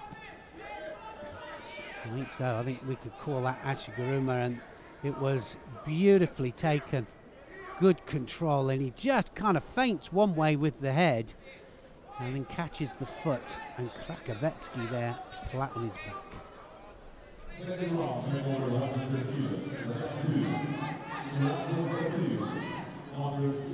This contest up then is David Murra against Roy Meyer of the Netherlands, and David Murra, really nice technique. He has nice uchimata, and of course Roy Meyer, one of the few heavyweights with the drop Seanagis, and he has so much spirit, Roy Meyer. One of the strongest on the circuit, I can tell you. Now, can he tie it all up?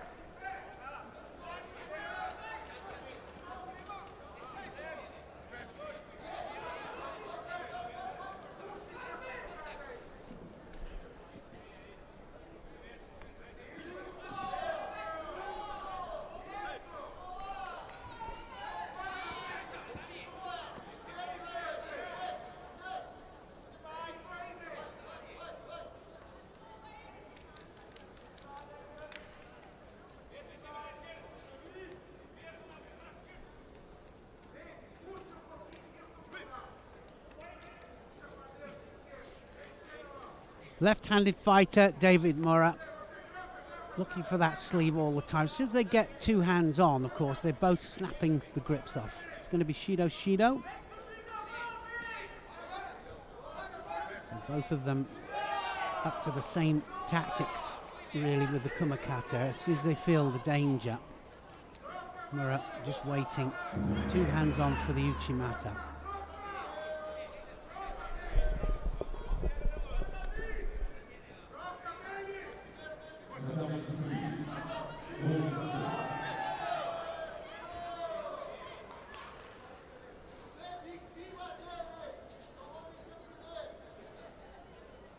Grol fighting Rafael Silva on mat number 1. And Grol just coming off the win in the tournament in Japan just 2 weeks ago. Biggest tournament win of his life. Mat number 3, and Burhan against Yuri Alvia of Colombia, world champion, 3-time world champion. Roma. Of course, on mat number 2, where you've got the commentary, David Murra of Brazil against Roy Meyer of the Netherlands, and going for the Sumigaeshi there, David Murra.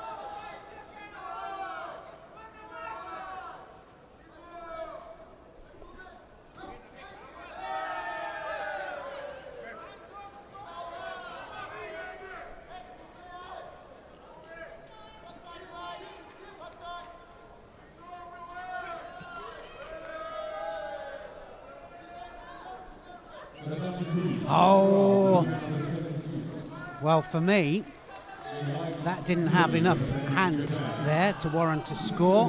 David Murra almost countering Roy Meyer. Meyer went for it, and Murra was thinking about the counter, but you've got to have two hands on. Change of direction has to be positive, and I think that's a great advantage for the referees now that they know it's got to be much more positive with the Kumakata.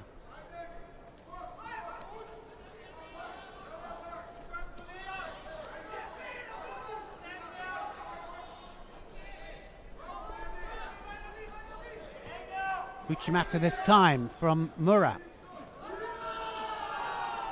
So now starting to go through, and oh, he gets the Wazari.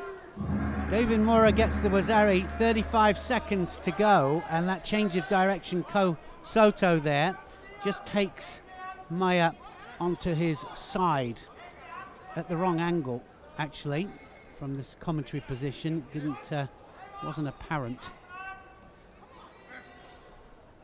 Well, of course, the spirit of the coaches.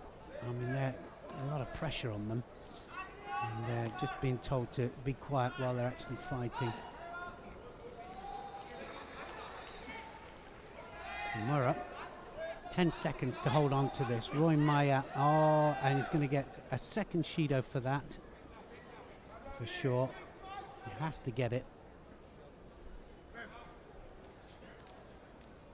And that big arm over the back there. He's got to put one in. It's all over. David Mura goes through to the next round, and Roy Maya, just one slip.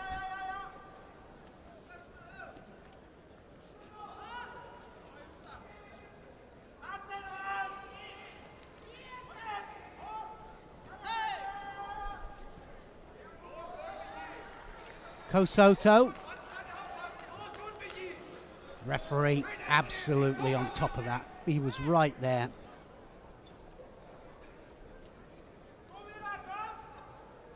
So even though our sight was blocked, the referee knew exactly. Kagura of Japan here against Kokori, of Azerbaijan, and Kagura, this looks like a small heavyweight compared to some of the other Japanese fighters that we've seen, but he has some really good technique. He has some good drop down Seanagis.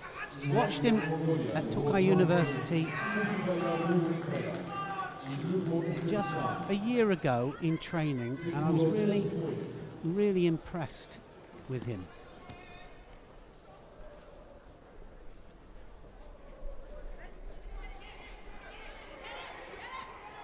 A bit of a mistake there, though.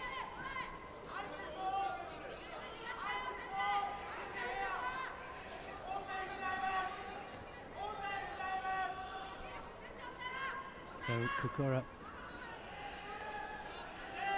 will have to just get his head straight before he carries on.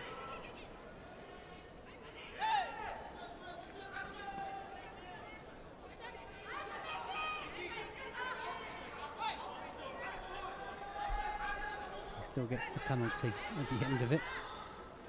So it's him that's got to start. Penalty taken off. So of course the other two judges working closely with the referee. They're speaking to each other on the intercom. Nice Uchimata here. Kokori really taking the fight to Kokora.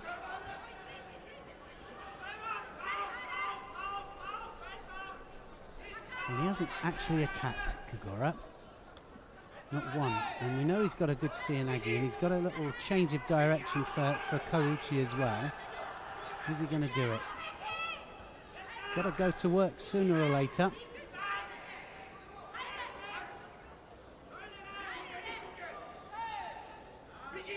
Now he starts. Here we go.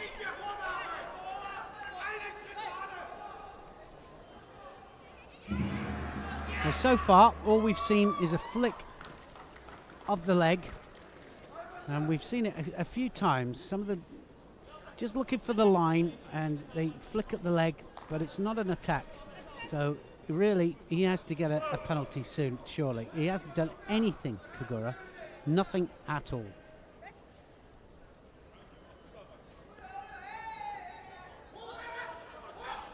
Well, both of them get it.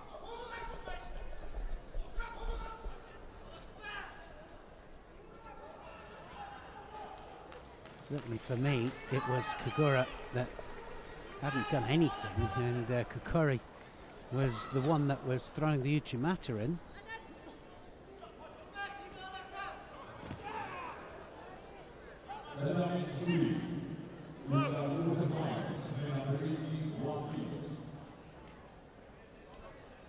In white judo representing Japan, Osaka bronze set winner, Sasaki Takeshi.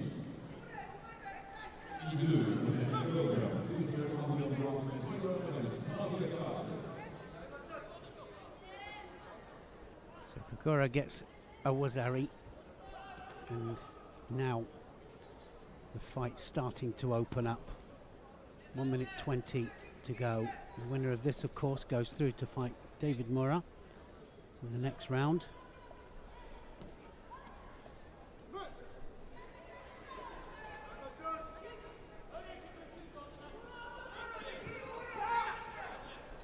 Second was Ari there, Kagura, and that was a really poor attack there from the Azeri. The Azeri attempts a technique, and Kagura changes the direction, uses his hands to direct him onto his back for the second wazari.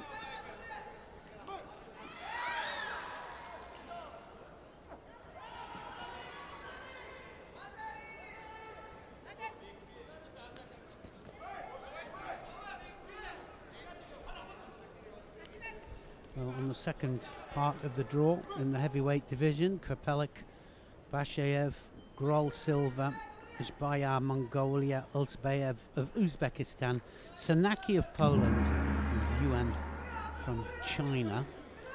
And this top half, of course, now we've got Tushishvili at the top there, Mura, Kagura. And it's all happening in the heavyweight division. Now we're going to go to the minus 78 kilograms category, and Stunhaus here is against Umeki Nemi of Japan. Stunhaus of the Netherlands, it's the minus 78 kilos category. Well, usually we can zap from mat to mat, and I don't think we can. And that's why we're stuck on mat 2 for the commentary anyway. It doesn't mean that you have to be stuck on mat 2. You can go to mat number 1 or 3 without the commentary. If you've got somebody that you want to see fight and it's on mat 2, then you will get my commentary. Mine or Loretta's, that is, until the final block. The final block, of course, is going to happen at 5 o'clock local time here in China.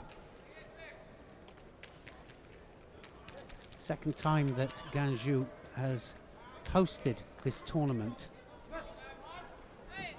Lovely city, actually. Very unusual, modern city. And it's still quite warm here.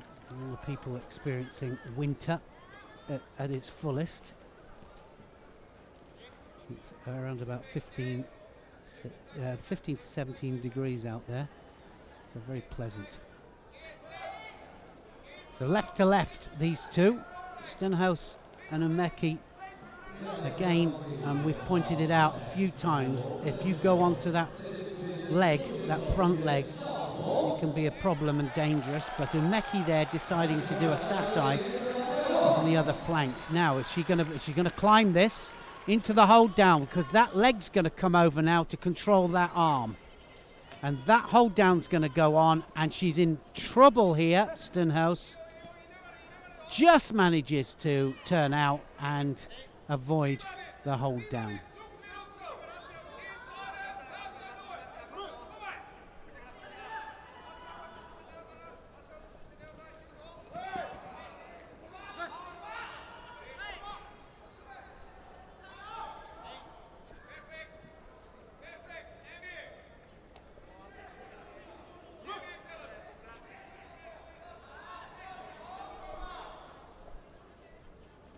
Well, like I said, left to left, got to be careful wrapping yourself around the front leg.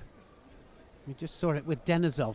Denisov getting thrown beautifully.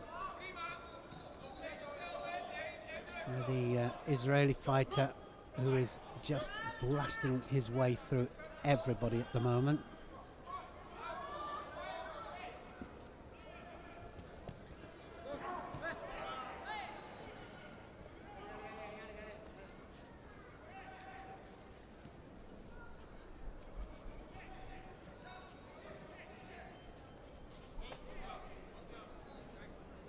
I'm talking about Palchik. So I think we're going to see a score in a minute, because one of them is going to take a chance. Stonehouse for me there, just bad on the edge, poor on the edge. She's got to make sure that she stands her ground. Easier said than done, of course, when you've got somebody that's gripping you hard, especially when you feel the danger.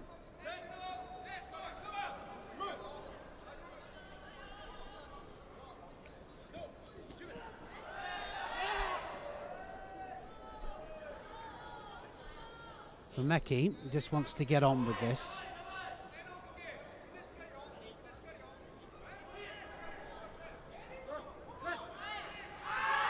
We're certainly working our way through the categories here. 7 categories on the first day, 7 weight categories on the second day, and of course normally with a Grand Slam or Grand Prix it's over 3 days. You never have 7 weight categories on one day, but you do here at the Masters.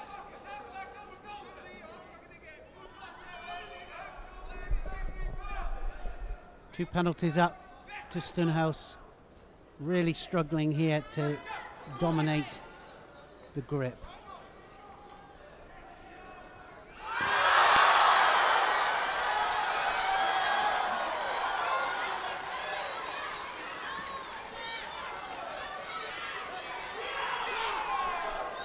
Really controlling the head here, and again really poor on the edge.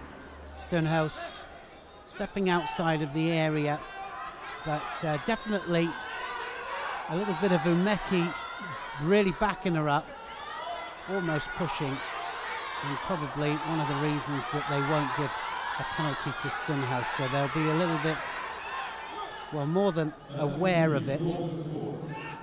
What we don't want to see is too many 3 Judo matches won by people pushing somebody towards the edge. Now then, Makakomi there from Umeki. Of course, one more penalty up there to Stonehouse and it will be all over.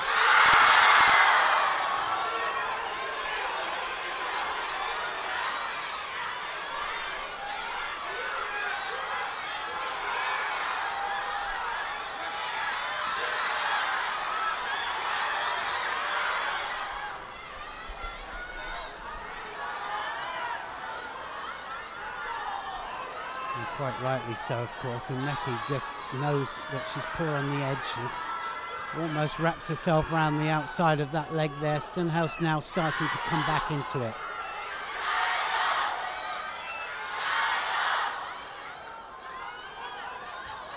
Stonehouse is playing for a little bit of a breather.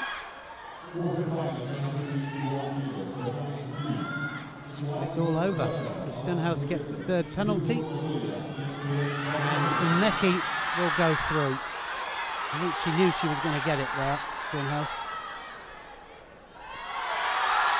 Umeki goes through to the semi-final, and Stonehouse will fight in the final repechage match.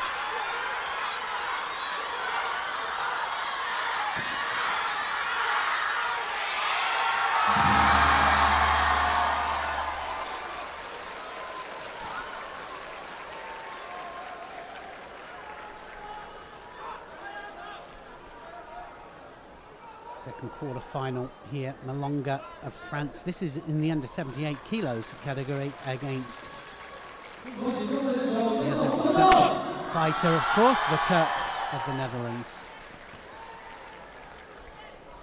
Malonga straight into the attack, and she's going to get a score for that straight away. She was so insistent, wasn't she, there, Malonga? We do see her getting caught sometimes because she's all-out attack. Some people wait for it and then counter. But Verkerk goes a Wazari down.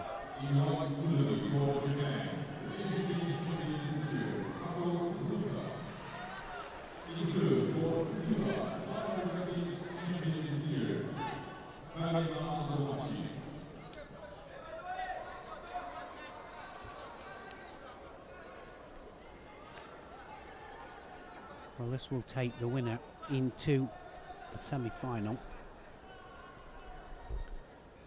Interesting that Stenhouse and Verkerk was a possible semi-final here, but it wasn't to happen. Stenhouse just losing out to Emeki through penalties, and they've really had a head-to-head, Stenhouse and Verkerk in the Netherlands. And of course, only one went to the Olympic Games. Good score that was. So probably not quite where I would like to see the Wazari, that's for sure, but at the moment it scores. Man's front side I was going to say, but anyway, she gets the Wazari, and now it's up to Verkerk when she comes back on the mat to really take the fight to Malonga. Malonga will try and get that big arm over the top. She'll try and finish this.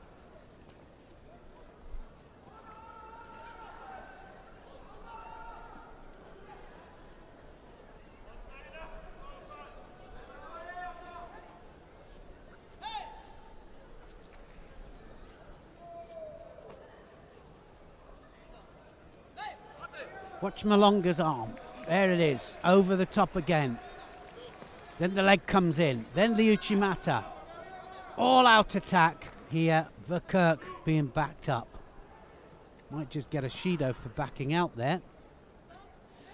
And she gets it for head down.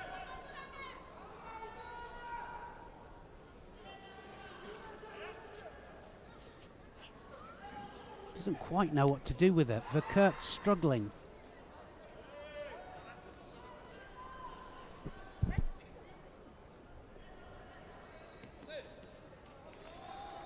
The winner of this will go through to fight Umeki of Japan.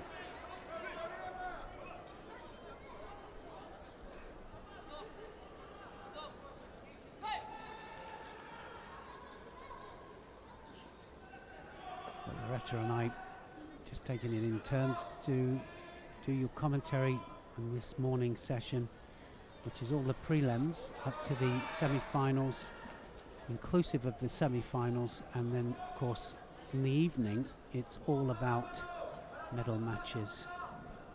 Evening to us, that is, but morning if you're in Europe. And that was really close there from Verkerk. Former world champion Verkerk.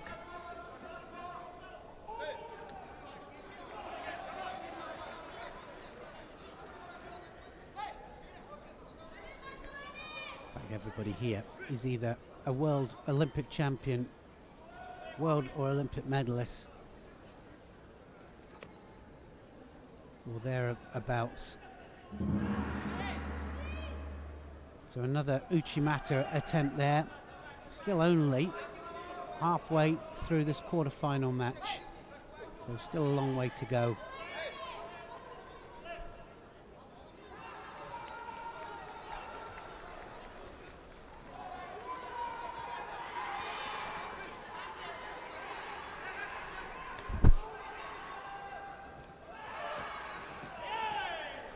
So now we're really starting to get back into this now. Verkerk of the Netherlands underneath there for a Sianagi and Malonga trying to hold off. It's a long way to go here, and this is where she starts to falter a little bit here, Malonga. So watch out for Verkerk. Verkerk will pile the pressure on.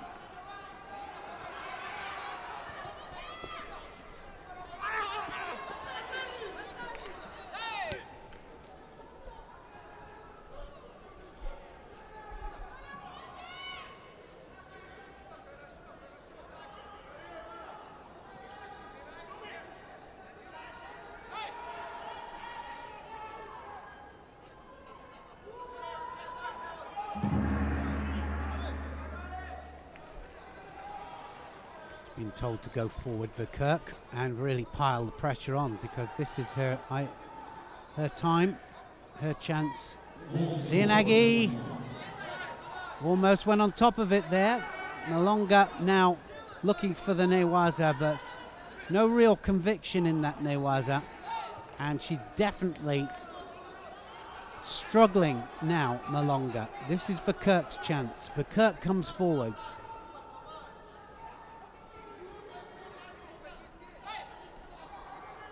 Can she hold off for the minute? Malonga has to hold off without getting another penalty. One more penalty and she will be struggling.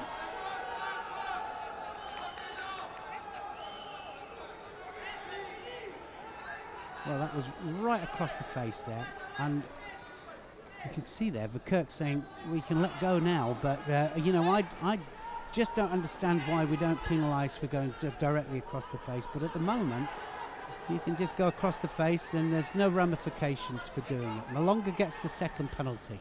Here we go, Verkerk's coming forward, she'll pile on the pressure. If she can get one more penalty against Malonga or a score, then this whole contest changes. 22 seconds, Verkerk comes forwards.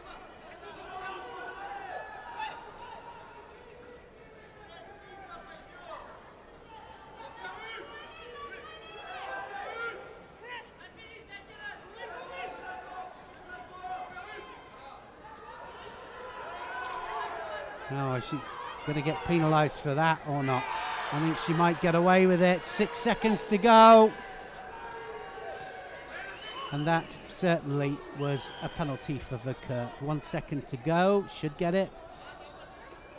Now the referee just let it go. And Malonga goes through to the next round, which is the semi-final stage. But she was definitely struggling on that latter part of that contest.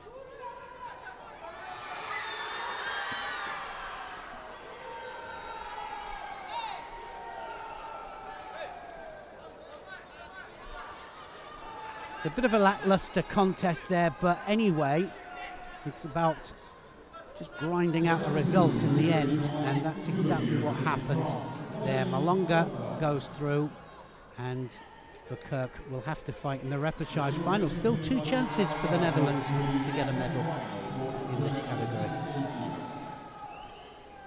Plus 78 kilograms just about to come, and the former Olympic champion from London, Delis Ortiz of Cuba, is up against Kalinina of the Ukraine.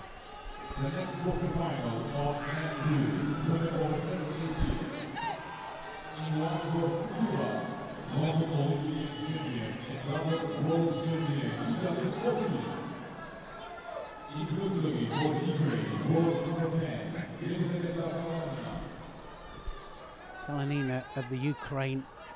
I always feel that she doesn't quite use her potential, her range, as much as she should do, and she'll have to be careful of the drop Seanagis there from Ortiz.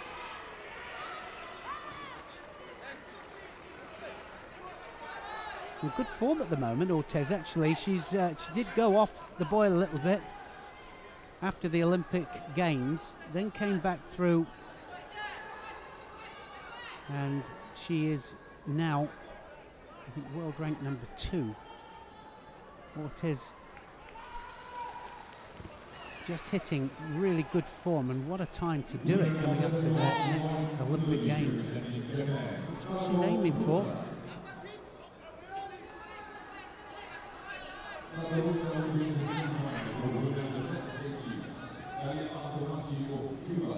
Straight onto the neck there, just trying to go through there, but again, right the way across the face. Next quarterfinal of one, women under 78 in white ability representing Great Britain, world number 3, Tatami, in the world event, the reigning world champion, Hamada Shori.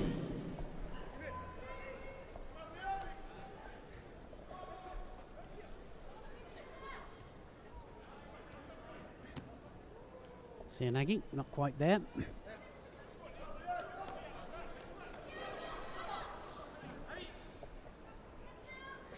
Gets a Shido for that. Didn't get any rotation for that Seanagi.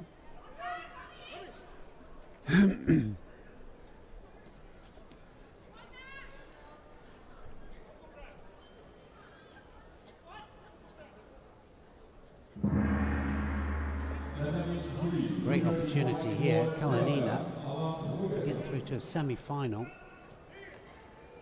Like I said, this could be the Olympic Games or the World Championships.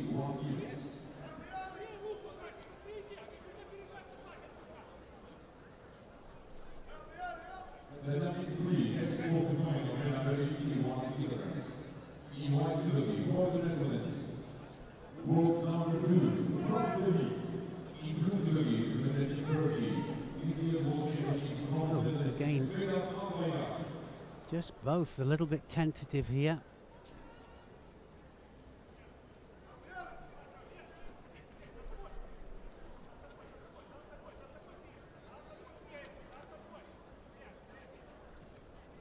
So there's the drop Seanagi from Ortiz.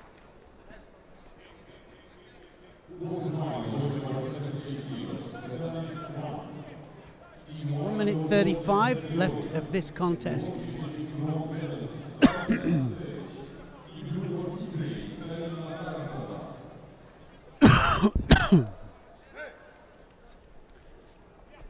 I'm just going to do an exchange here now with Loretta. Loretta's going to come in. We've got Ortiz with a Shido on the board, as has Kalinina of the Ukraine, and everything to fight for. Semi-final place up for grabs. So I'm just going to hand you over to the very capable hands of Loretta.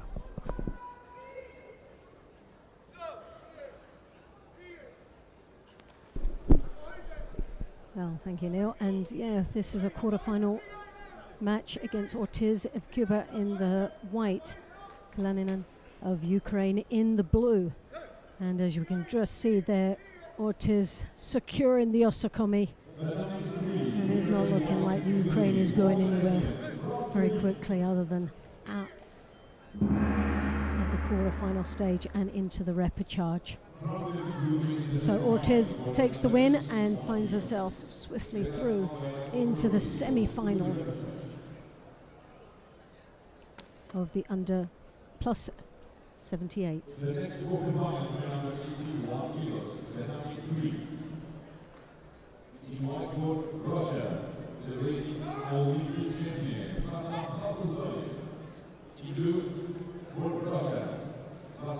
difference in height there, but didn't cause any problems for Ortiz. Made quite light work of that match, and she'll be watching very closely of the next match coming up quite soon, and that is against Athema of Brazil in the white, Zerska of Azerbaijan in the blue.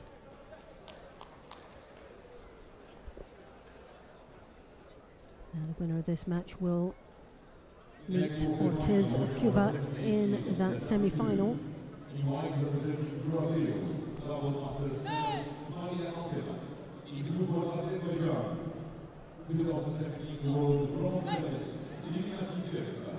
Definitely an even match here.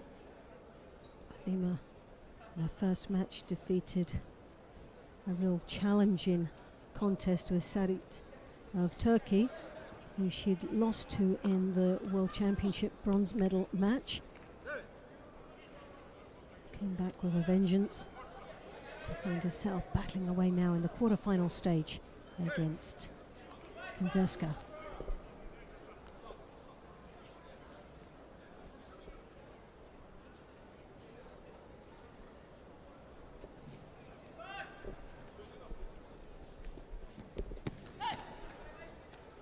A little bit of a stalemate at the moment with the grappling that's going on.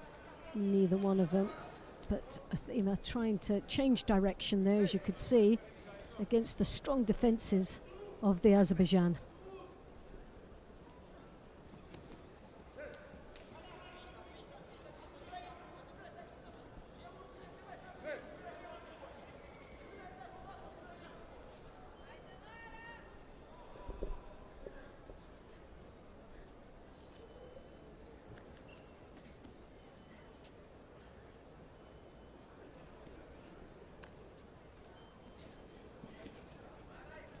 Zerska just got a bronze in Abu Dhabi, and in Tashkent won the gold medal there. That was a great result for this young lady.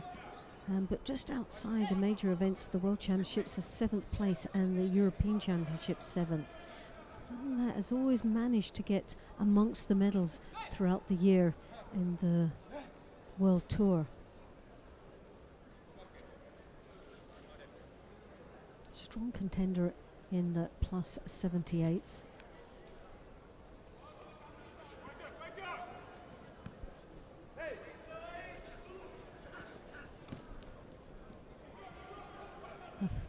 Athema Masters last year was a bronze medalist. We'll be hoping to do one better and get herself into the final of this World Masters tournament. More importantly, securing a place on the podium again. Well, it has been a bit of a battle of grips. A clash of gripping styles here. Neither one of them really taking full advantage. Zersko, as you can see, trying to draw the hips in front, but a couple of attacks there from the Brazilian with the Ojuchimata.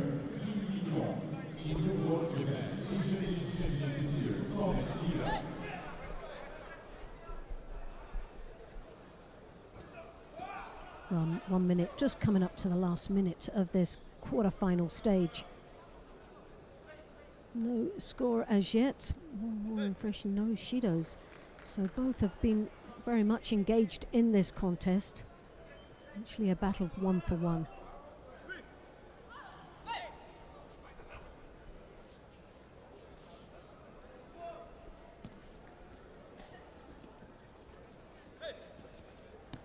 Good, strong gripping styles from both athletes. Thema with the left-handed grip. Left to left, both challenging each other.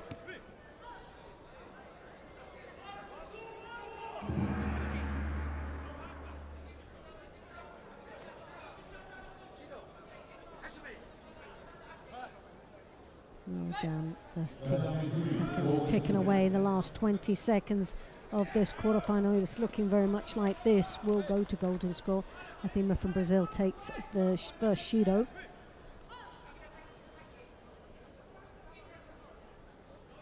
As the seconds tick away, neither one of them again really challenging the opposition. So an opportunity to compose themselves, rethink, change of action, different action plan coming out here tactically. Where do they see themselves going from in this golden score? First past the post, first with the first result will take the place in the semi-final. A crucial match at this point of the competition. Kizerska drawing in on that sleeve, as you can see. With the first major threat in the golden score. Sasai attempt. Drawing power on that leg as she advances forward. And with the left hand controlling the right shoulder, and that control was enough to take her from the forward attack to the rear. A good upper body control, getting the right reaction from Kizerska, who took the bait and fell short there at the end. An ippon for Athema, who goes through to the semi-final for Brazil.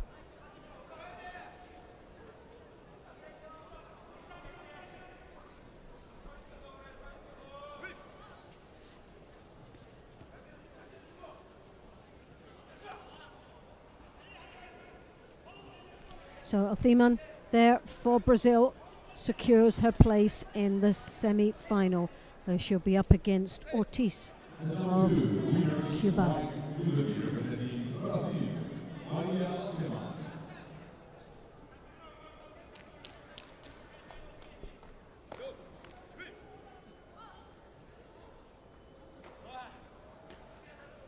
And now we have Medvedev in the under 90 kilos. Sherazad Tishvili representing Spain. Medvedev representing Azerbaijan.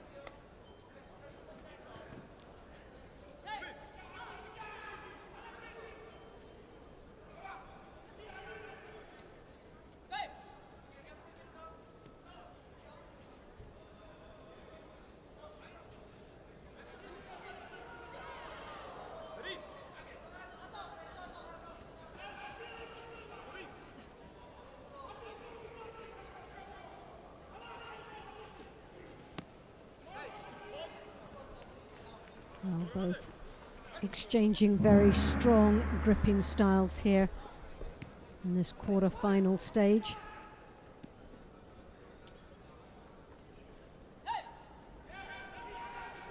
Sherazad Tishvili came into this competition not only as the world champion but as the #1 seed here in this weight category. He was a bronze medalist here in the World Masters Championships last year.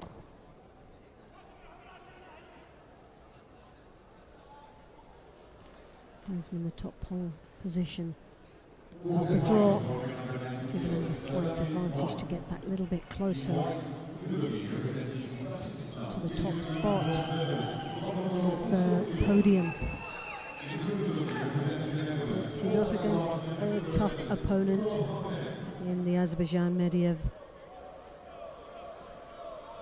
Tashkent just recently took a gold medal. Great performance from him. But after a wee stumble there, finds himself now, the Spaniard, in the driving seat of the Niwaza.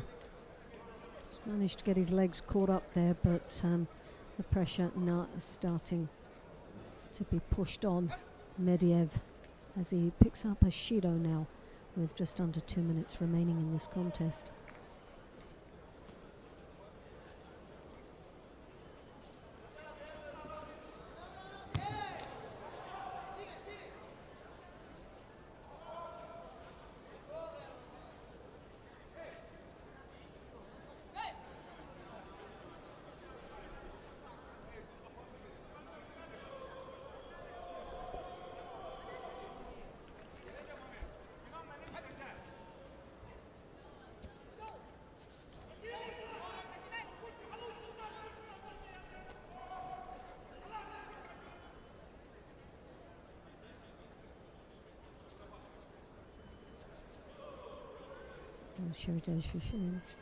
Now with a Wazari on the board to Medvedev with a Shido.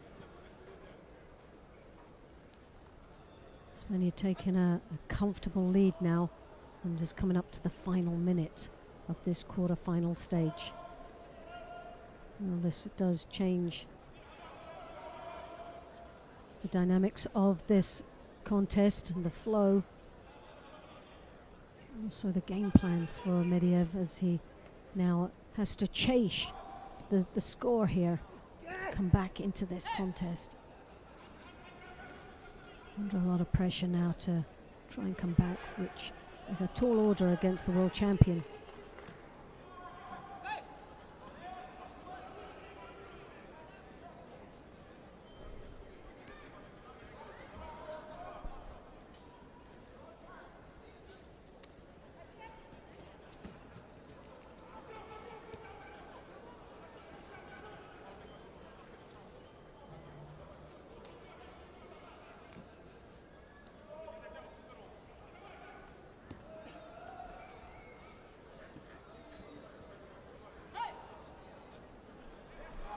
Well, just seconds remaining there.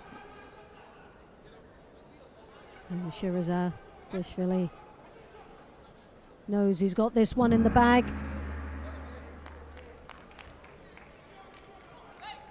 And takes his place firmly in the semi-final of the under 90 kilos. Medvedev will drop down into the repechage, and we'll see him a little bit later on.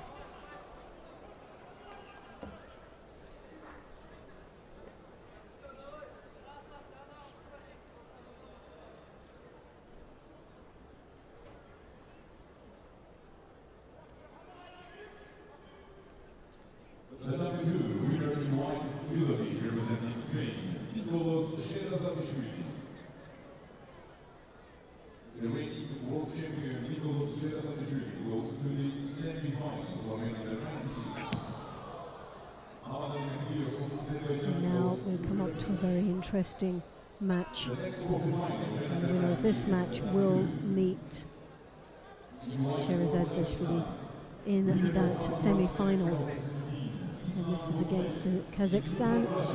Bozbayev in the white and Igolnikov of Russia in the blue.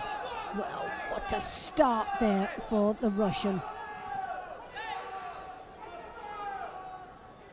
I thought that was the Russians' throw there, but they're putting it onto Bozbayev.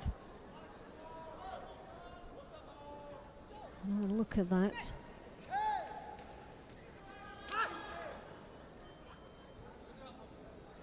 Interesting to have another look at how that started off. Well, Bozbayev there takes the Wazari. Oh, and Marotti Sienag, beautifully done. Another good attack. Well, this man from Kazakhstan is flying. He really has taken the fight to the Russian. Igolnikov really has been taken on the back foot here.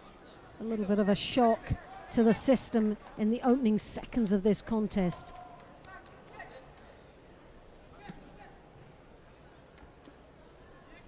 Kusoto Uchigari combination there from the Russian.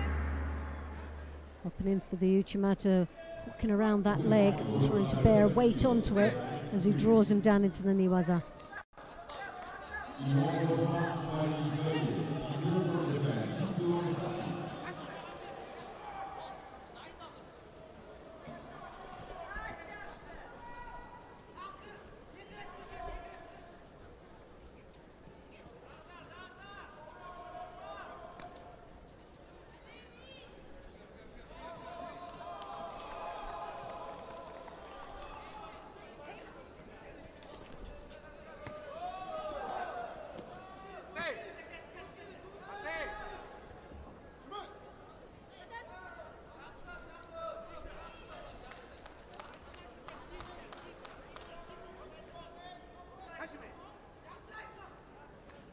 Igolnikov now with two Shidos, and the pressure has been on him right from the beginning in this contest.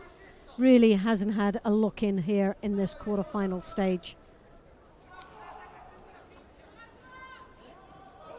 Bozbayev with the Sienagi moves very sharp indeed.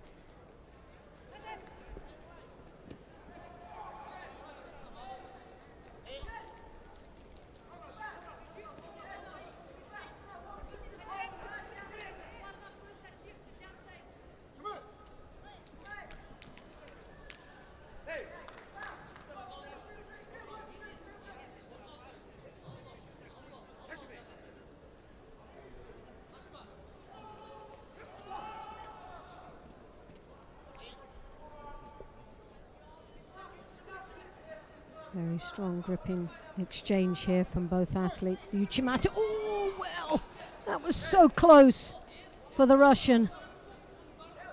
Bozbayev just managed to pivot on the top of his head over to avoid being scored upon. Still a minute and a half. Oh, what a change of direction there. Taking him back to the rear. Again, almost finishing off the Russian.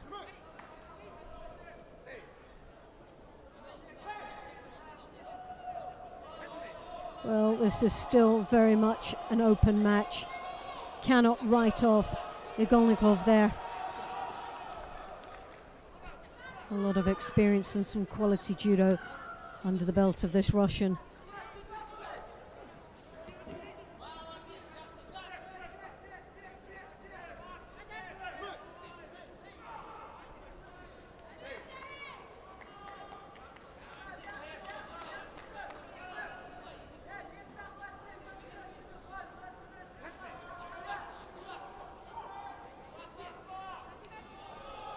Sienagi attempt, very poor judgment there, two very poor attacks, and he'll pick up a Shido for that. Bozbayev, well, I'm surprised he really didn't feel that they were strong attacks at all, but he's gone unmarked with the Shidos at this particular moment. Igolnikov really trying to battle through the strong defences. You can see that right hand on the lapel, blocking in the left side of the Russian, who's desperately trying to get past that very strong defence.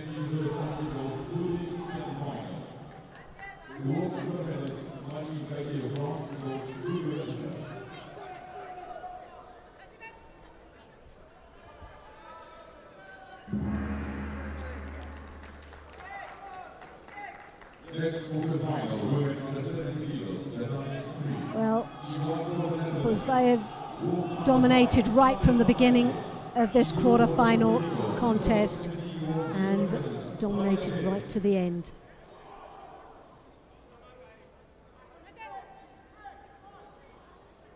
Igolnikov really was caught cold right at the beginning and just couldn't rescue the match after that. Was always on the back foot. The defences was just far too much, and here's some of the highlights. There you have the Sienagi, Morote Sienagi, beautifully executed. Score in the first was Ari, and there you go, what a shock for the Russian. And then once more, a repeat.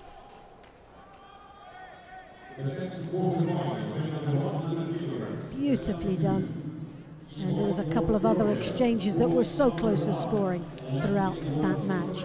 Now here we have the quarter-final stage of the under 100 kilograms with the Georgian in the white, Lipiteliani, and he's up against Fletcher of Ireland in the blue.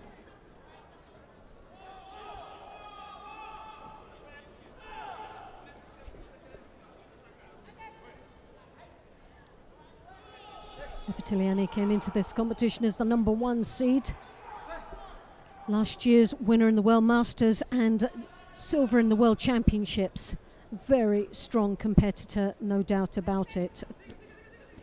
An absolute delight to watch this man perform. But Fletcher, throughout this year, has progressed very nicely, building up in a lot of confidence and results for Ireland. Beginning with Düsseldorf, where he picked up the silver medal. In Tunis, won his first Grand Prix title, and Antalya a bronze medal. So working quite nicely, but he was plagued just before the World Championships with an injury, and it's just taken him this long to get back to form. But sadly, Lipiteliani was just that little bit step too far for Ben Fletcher, who just manages to get out of what looked to be all done and dusted there for him. Well, the determination of this young man as he hangs on dearly to that leg, and the strength of Lipiteliani once more draws the leg out, and it was just so much effort put into trying to get out of the Usakomi. Has he got any, I think, left to give? Sadly not.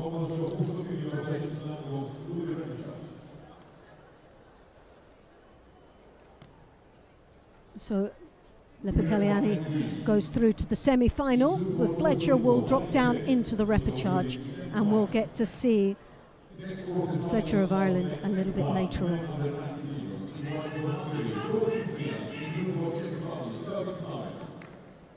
Winner of the two, Georgia,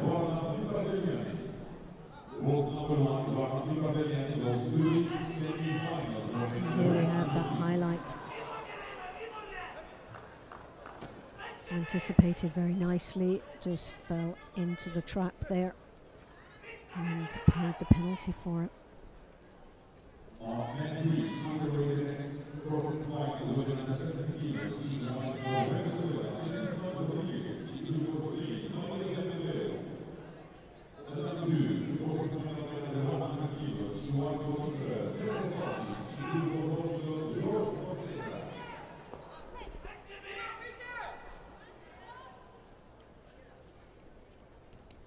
So now we have the next quarter-final stage in the under 100 kilograms.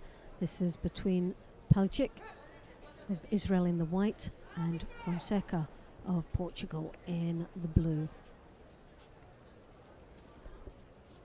Two very exciting athletes indeed to watch in this weight category. Some beautiful judo that's shared between them. Fonseca, as you can we've seen so many times throughout the year, always one a consistent athlete, so close to medals and on that podium on quite a few times throughout the year. With the Sianagi, which is one of his biggest techniques, and we've seen quite a few, an overuse of the technique at this particular moment.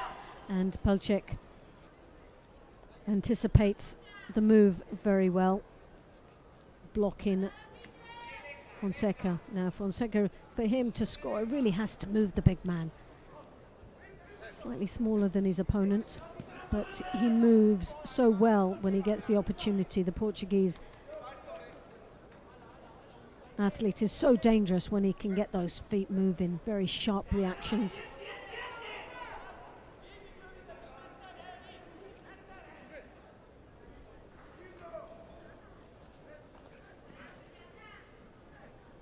Palcic. Oh, beautifully done there. Scoring a Wazari and takes the lead with 2.5 minutes remaining in this contest. Palcic, gold medalist in Abu Dhabi and then also in The Hague and in Tbilisi, 3 gold medals on the trot. Performs this year outstandingly.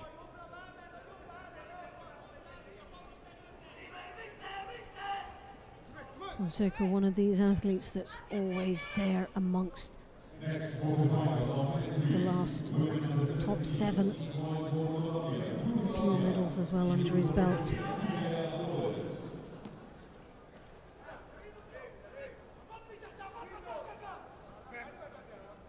Osaka just recently showing his form, was a bronze medal in Japan in the World Championships. Was just outside the medals with the 7th place. But Palcic now piling on the pressure in the Niwaza, drawing out that arm, looking for the Jujikatami. And as he piles the pressure on, the clock just ticks away very nicely there. 2 Shidos, 1 apiece, and a Wazari for Palcic of Israel, who digs in really deep, punishing Fonseca in the Niwaza.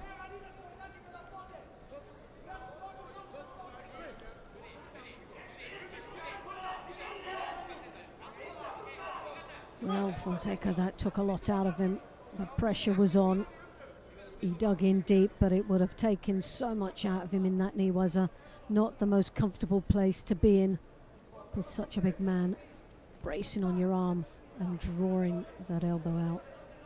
But Fonseca picks up the 2nd Shido now. Really, that's putting the pressure on the Portuguese athlete. You can see looking for that. So oh yes! What an exchange there, just off the sleeve grips. But Palcic, his aerial awareness, managed like a cat to land back up onto his knees without costing him a score. Well, we're coming up to the last minute, but it's still not over and done with. We haven't really sealed anybody on into the semi-final position. Palcic has still got to keep his wits about him, stay very focused and engaged in this contest. He cannot afford to lapse concentration against a strong opponents like Fonseca, who's definitely got the skills to be able to put his opponent away.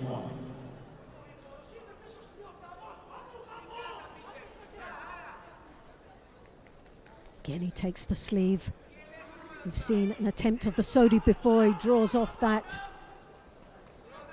trying to look for an opening. He looks at the clock to see how much time he's got. He tries a last-ditch attempt, I think, there for that Sianagi. It didn't pay off, and there Pelchek capitalizes on it by maintaining him in the Niwaza and looking very busy.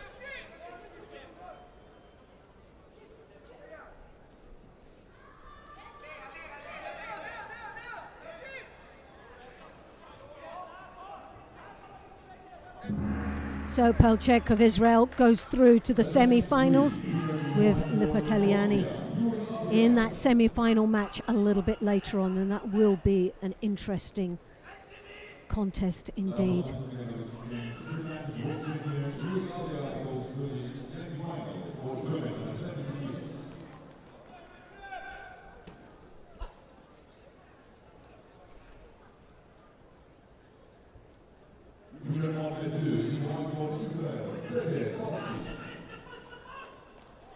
And there's some of the highlights. Nice Wazari there.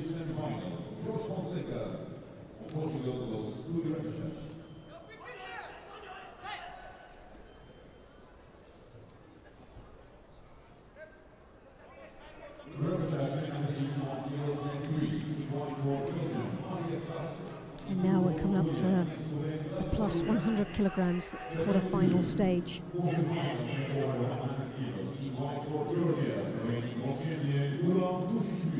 Tushishvili there in white, Hegi of Austria in the blue. First exchange, and a bit of a blow to the mouth there from Hegi to Tushishvili. See, very an accidental move.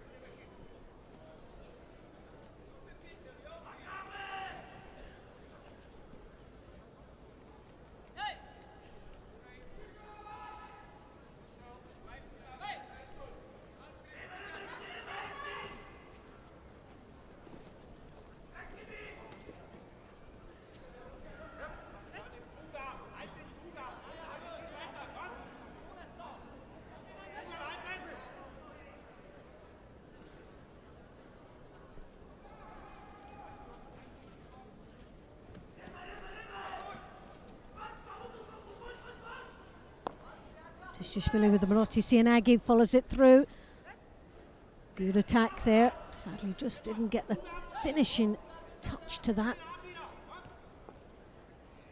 But Hegi picking up the first Judo now in the first opening minute of this quarter-final stage.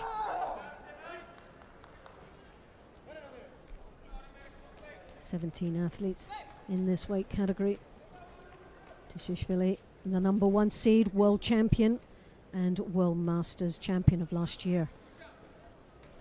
Pressure on this young man to perform. The expectations on paper for him to deliver here. His second title after his world performance. All eyes on this man from Georgia.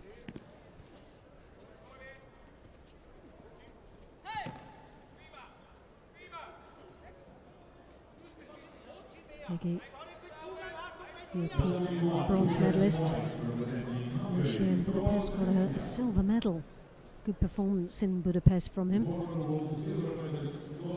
Young athlete that's going through quite nicely.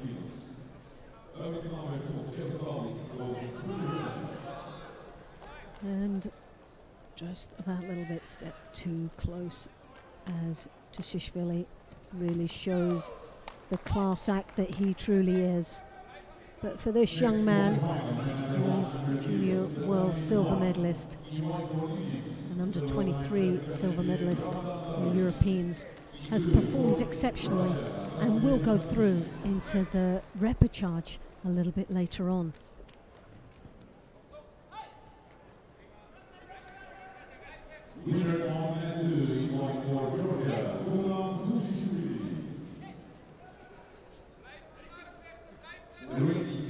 Soto into the Makakami, beautifully done.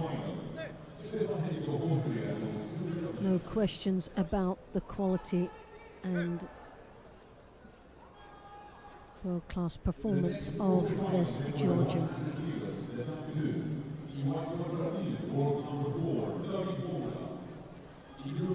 Now we have David Mura here in the white for Brazil and representing Japan, Kagura in the blue.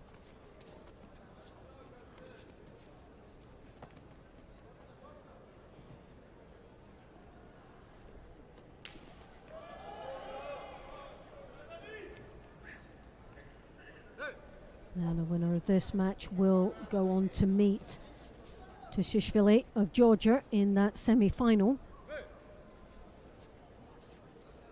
So the Georgians will be watching very carefully in this performance.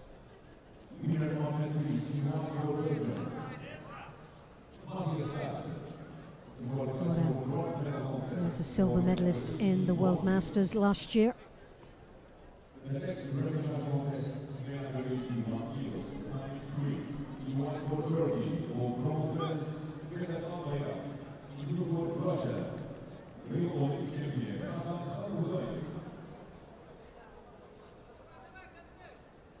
Kagura,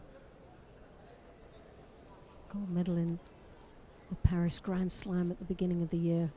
Great performance from this athlete.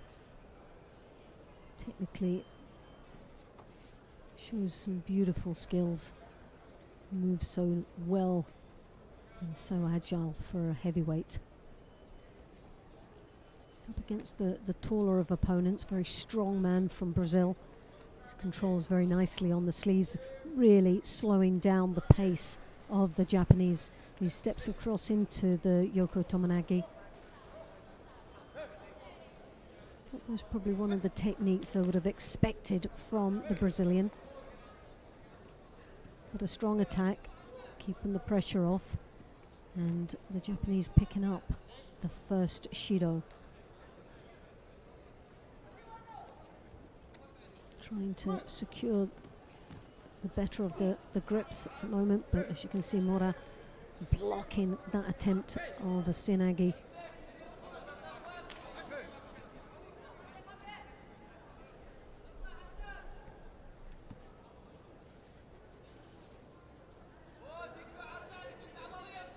Can Kagura move the big man, and really that's what he needs to do if he wants those Seoinages to work. He's got to get him light on his feet. It's like hitting a brick wall if he keeps him standing still.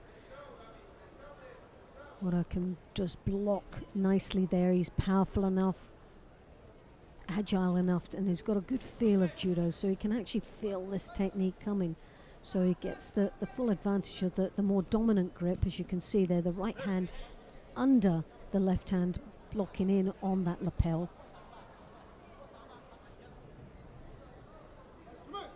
Kagura obviously looking for medical attention, possibly a nail that's maybe bleeding and wants to get strapped up. Doesn't look in any pain, so I wouldn't imagine that it's the joint.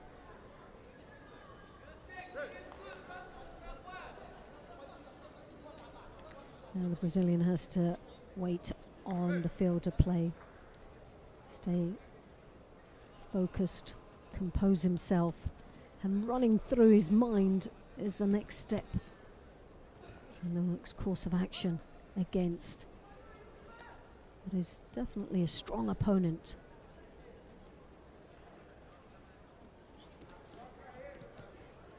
Dear spectators, we remind you that today is the second and the last day of Guangzhou World Judo Masters 2018. It's always hard there, and he's trying to stay very patient as well and not frustrated for having to wait. He's in his stride and he really wants to keep that momentum going. But both of them pick up a Shido apiece. But for the Japanese, Kagura, he's now down 2. Oh, comes out with a Seoinage. Marotti Seoinage beautifully executed and scoring a wazari. Now this is always the real danger. He was out there for so long that maybe a lapse in concentration and there didn't get fired up right from the beginning of the exchange after mate. So now Murat really has it all to do. Can he come back? He needs to step it up a gear, have much more an aggressive approach, where before it was pretty low pace. Now he's got half a minute. Sadly, I just don't feel that half a minute is enough to be able to come back.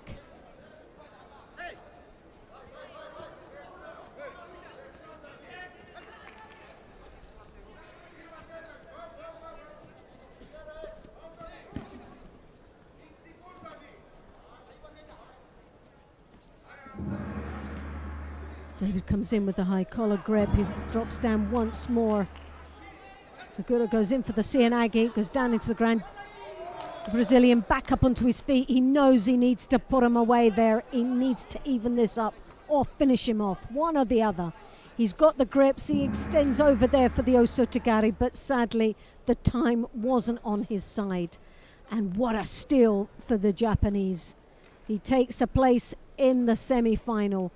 And goodness me, he did it in style. Segura goes through to the semi-final for Japan. And here's some of the highlights. Oh, well, looking at it a second time, it just gets better.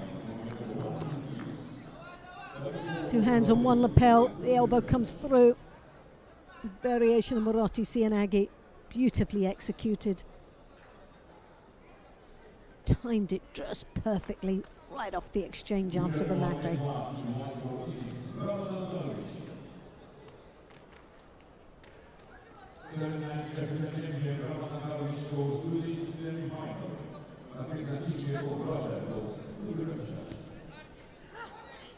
Amora of Brazil will go down into the repechage where he'll be up against Hegi of Austria a little bit later on for a place in the bronze medal match.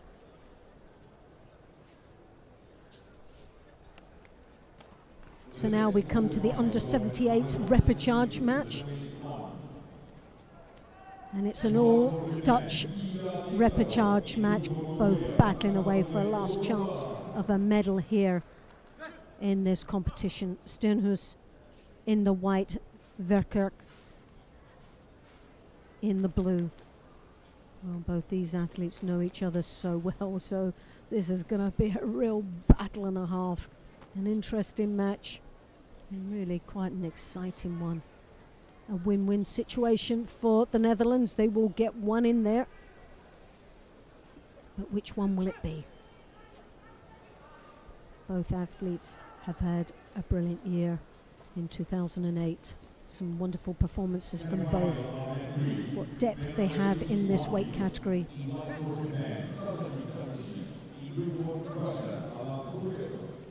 Steenhuis picks up the first Judo though, which piles a little bit of pressure on, but she's good at coping with things that are thrown at her. Very intelligent young lady with high collar grip there as she draws on the shoulder of Verkerk, who tries to control that arm. As the head starts to draw down, she's looking for an opportunity in the space for the Sasai or that hip throw to come through, but she needs the space and she needs a bit of the movement. But Steenhuis there was controlling quite nicely and looked very positive. That's the reason of picking up the first Shido now for Verkerk.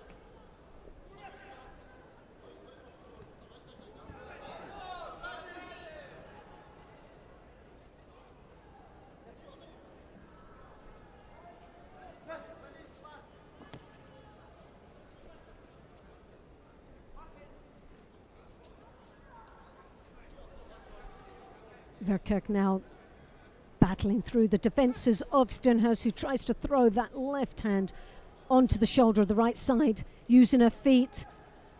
The elbow gets tucked up in the air to allow the room for the shoulder to engage and hooking in for the Uchichimata combination. She's piling on the pressure here, and she works there for hooking in with now with the Ouchigari. She was stepping across for the Osota. Good combination of techniques, and still piling the pressure on. Well, she never gave up, and Sternhus battles in there. She scores the ippon. She'll be absolutely delighted with that. There was a lot line on that, and a place now in the bronze medal match for Sternhus.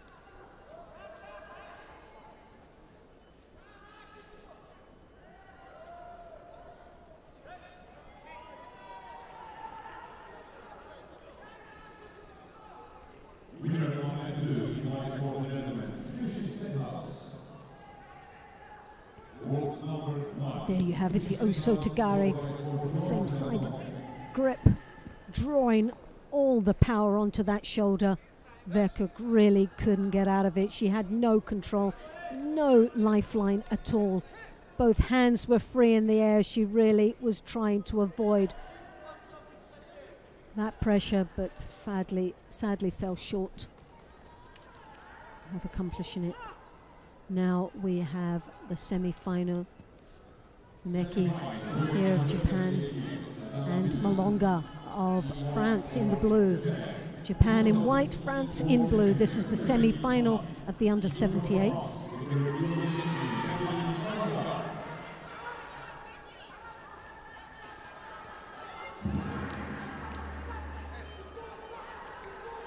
Yumeki, double world medalist. World champion back in 2015 and a silver in 2017. Malonga, those long limbs always cause a problem right at the beginning of the engagement. Has had a great performance here today. The European champion and the World Masters silver medalist of last year wants to try and repeat a performance that she had and secure herself in the final of this under 78 kilos.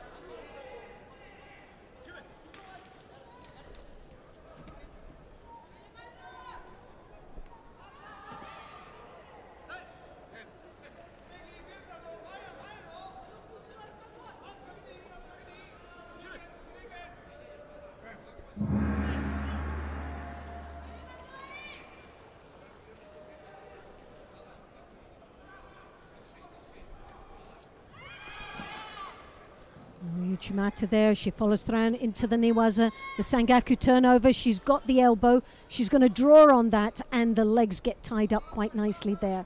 Now Malonga is in a lot of trouble. She really has to start working there, but it's looking unlikely that she can maneuver herself out of trouble.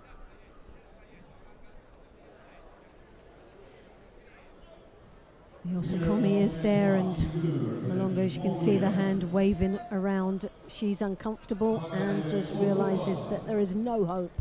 And Yumeki takes the win and a place in the final of the under 78s. Malonga will go down into the repechage.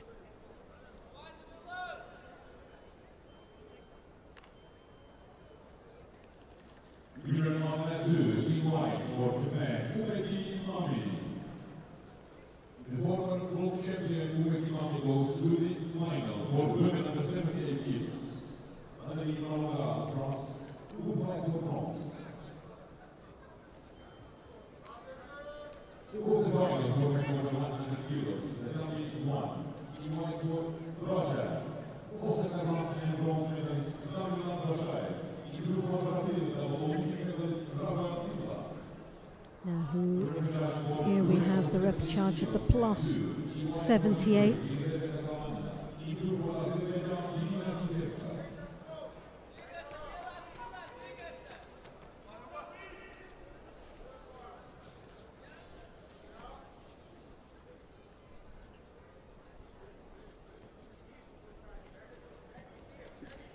And this is between Kalinina of the Ukraine in the white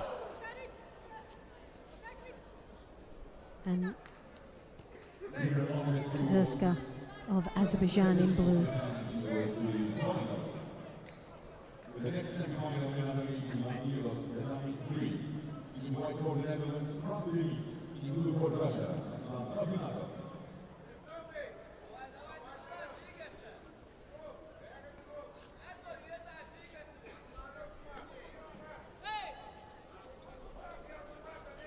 Just breaking off the grips there, tried to step across. There's the height advantage. Does she have the ability to get past the defences and the power of Kizerska? Osota again looking for the Osota Makakomi. She's already Wazari up. Strong position to be in for the Azerbaijan. Glenina really has a lot of work to try and either equalise or defeat her opponent.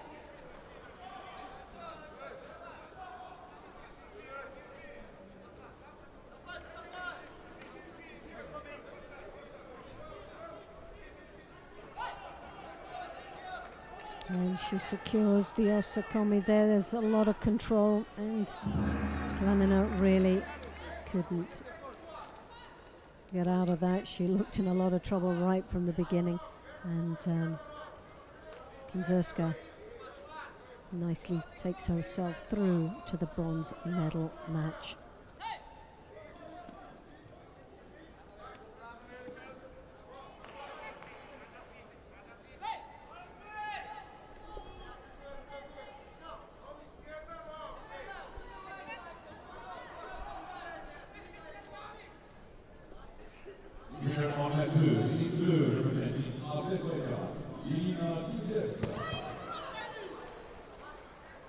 Now we come to the semi-final of the plus 78 kilo category, and this is against Ortiz of Cuba, Athiman of Brazil in the blue.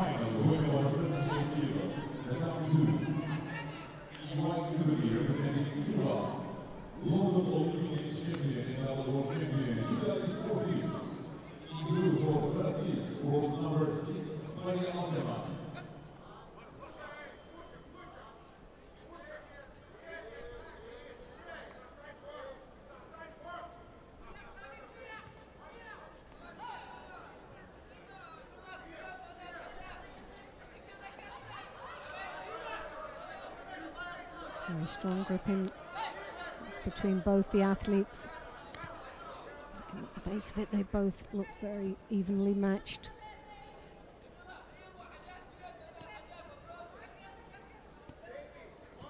Strong, very strong gripping style from both of them. Neither one of them want to make that first engagement of an attack. Both opting for very strong kumikata control at this moment and using their feet to try and break the balance.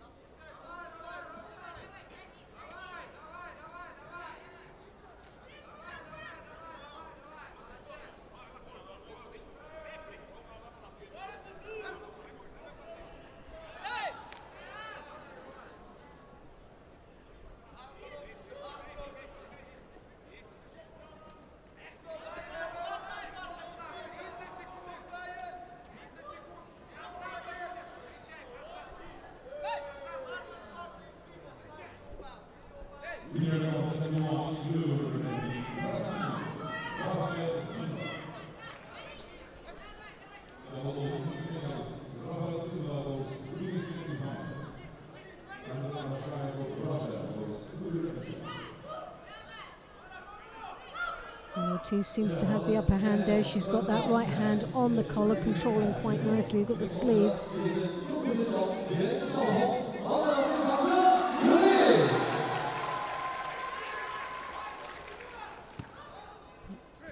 Ortiz with the lead of a Wazari.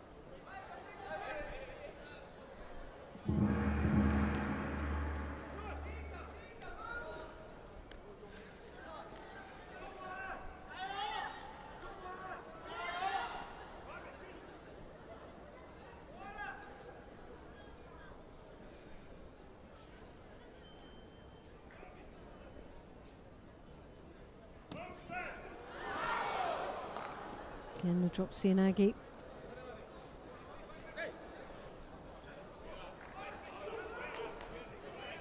Winner on net 3, representing Russia, Untitled.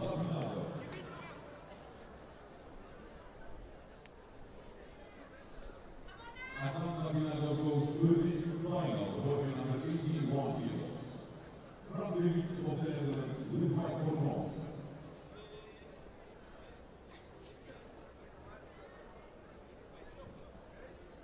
The representative contest, women under 7 kilos.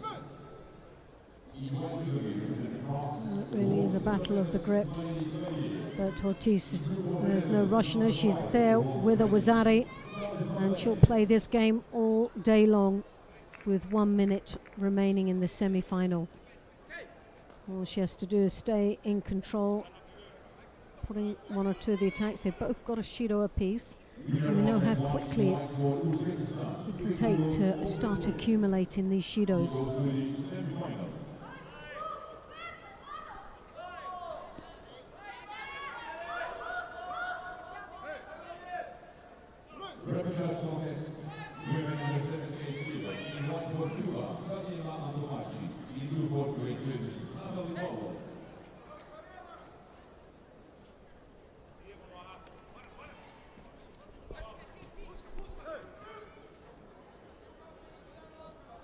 Well, the battle continues. A half a minute remaining in this semi-final of the plus 78 kilos.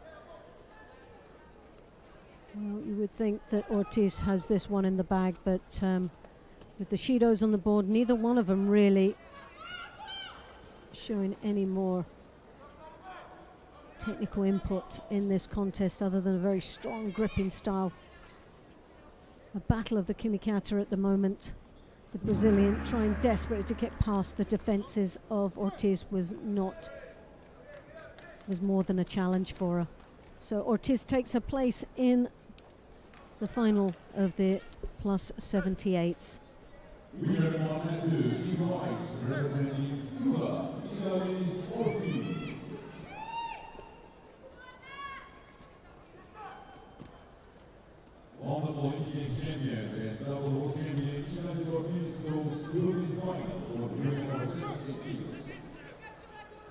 And then we come to the under 90 kilo repechage.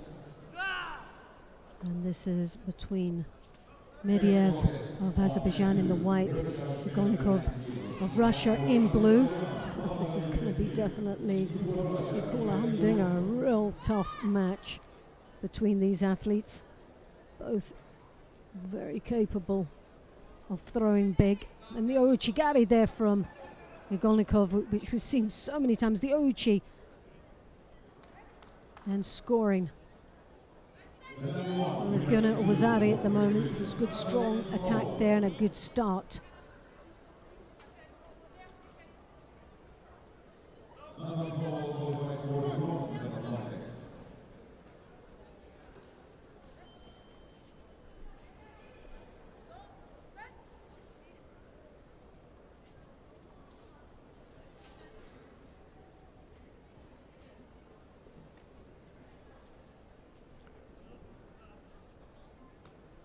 Medvedev, as you can see, trying to defend against that very strong left high collar grip there as he draws the head down and the shoulder and the hip starts to move through, looking again for that Ouchigari, but the combination of the Ouchi Uchimata is there as well.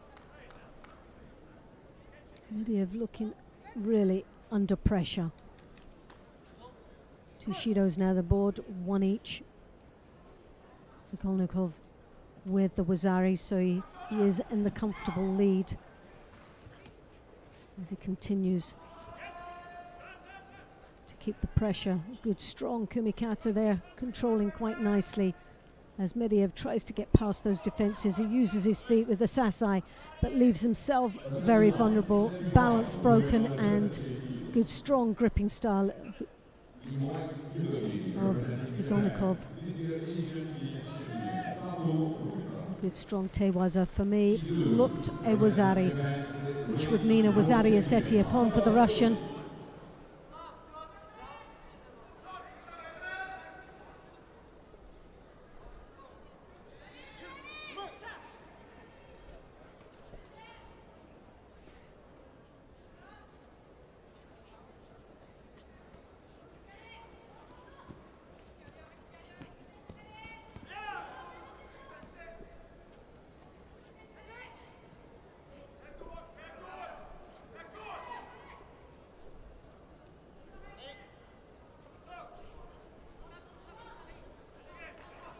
Well, they never gave it, and we're still back in the action to just over the just under the halfway mark.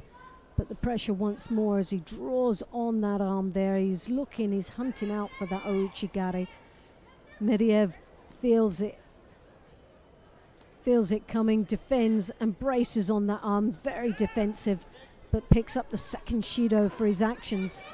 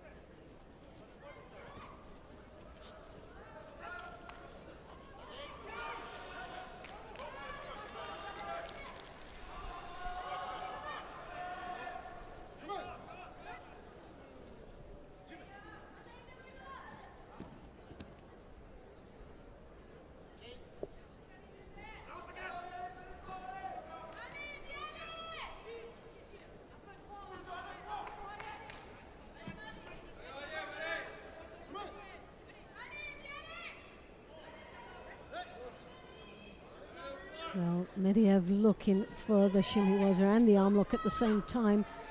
It was a nice transition into the niwaza, but Igornikov really didn't look to be under too much pressure as we're coming into the last minute of this contest. Scores remain the same, but Medvedev with 2 shidos to 1, and Igornikov there with a wazari that we've seen with the Ouchigari. Oh, beautiful Uranagi attempt there.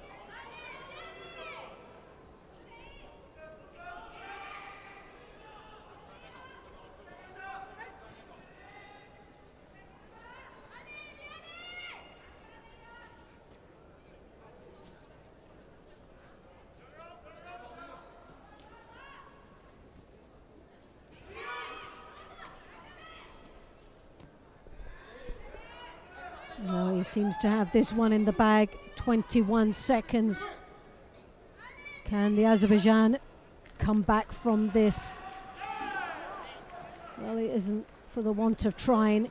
He's all over his opponent, but the Russian stays very strong indeed, staying composed throughout this contest and maintaining that lead quite nicely. Igornikov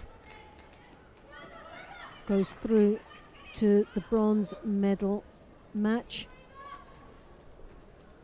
for Russia.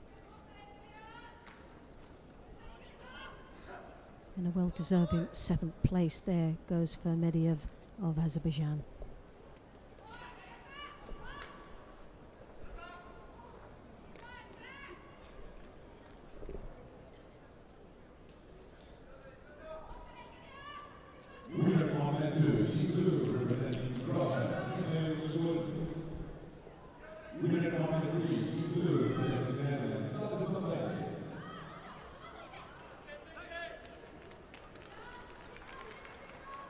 And there's some of the highlights of that repechage match. There was it, the Ouchigari, very high on the leg. He tried to get out, but perseverance there of the Russian. Now we come to the semi-final of the under 90 kilos. Sheridashvili of Spain in the white, Bozbayev of Kazakhstan in the blue. This is the place in the final from Pool A and B of the draw.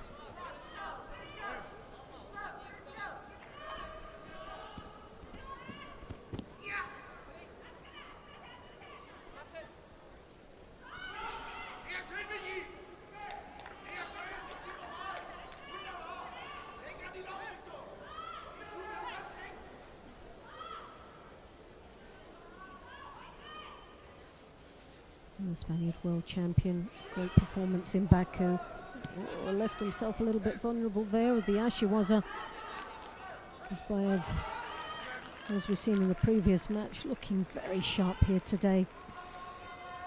Beautiful judo.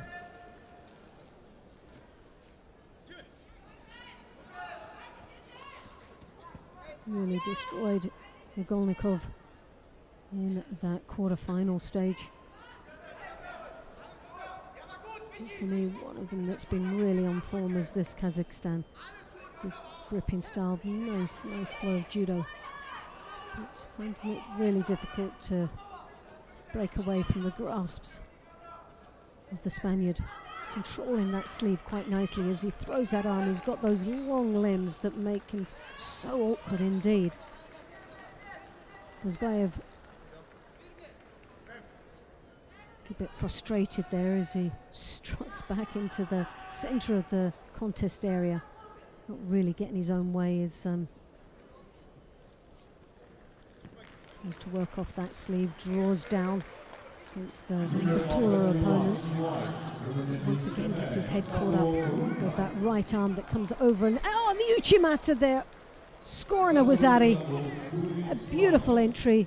And now takes a more comfortable lead here with just up to the halfway mark.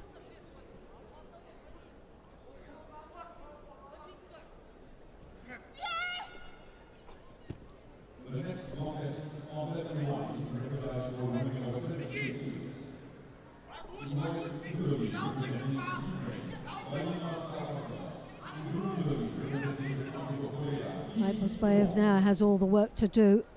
He's just gone past the halfway mark. He's still got plenty of time, and he's definitely got the judo to be able to do something. But is it going to be for this day?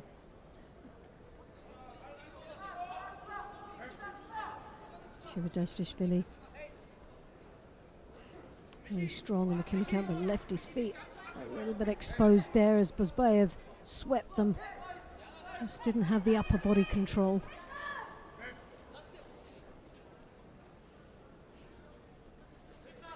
Takes a grip of that lapel, advances on, piling the pressure on the Spaniard, who's trying to back out.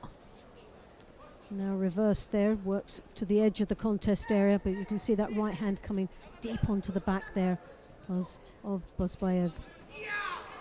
Tries to block on the inside to give space between him and his opponent. Comes over the top, but the long limbs of the Spaniard is causing him so many problems. Sumigation movement following through into the Niwaza, and now trying to go punish him down on the ground. Now staying busy there is tactically a really good ploy as the clock ticks away and he stays in the driving seat with that one one Uzari. Bozbayev with the one, now the second Shido. Even more extra pressure.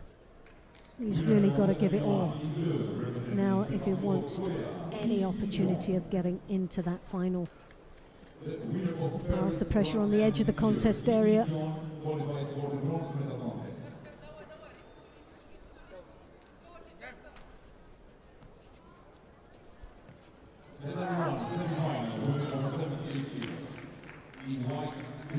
Sheridashvili has just sealed his fate. He comes right in, scoring the Ippon, and secures his place in the final. came in as the #1 seed, world champion. Commanding respect, and respect he got in that semi-final. Buzbayev, strong performance throughout the day, will go into the repechage and will battle away again for a bronze medal a little bit later on.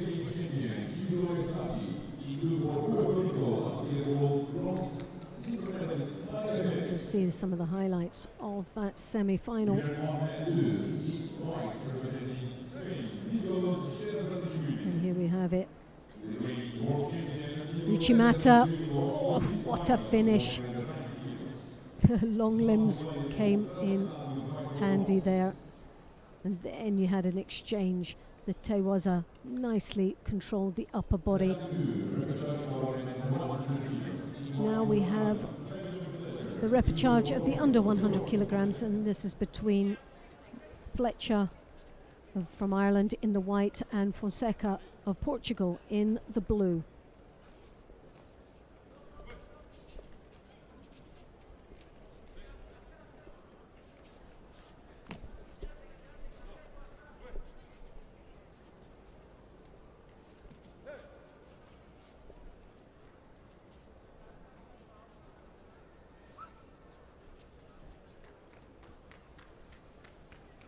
Well, both these athletes, nice judo between them.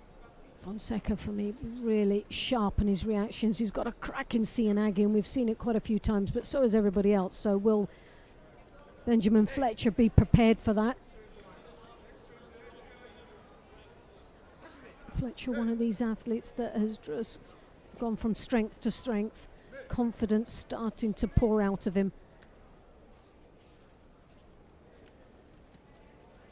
Didn't participate in the World Championships because of injury, but a lovely kochigari there from Fonseca. Nice footwork. Very sharp reactions from the Portuguese.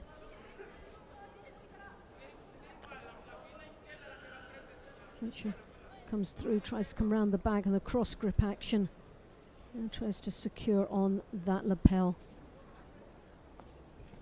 Right hand securely takes the left side, but swiftly taken away from Fonseca, who comes in with the Seoinage just at the edge of the contest area.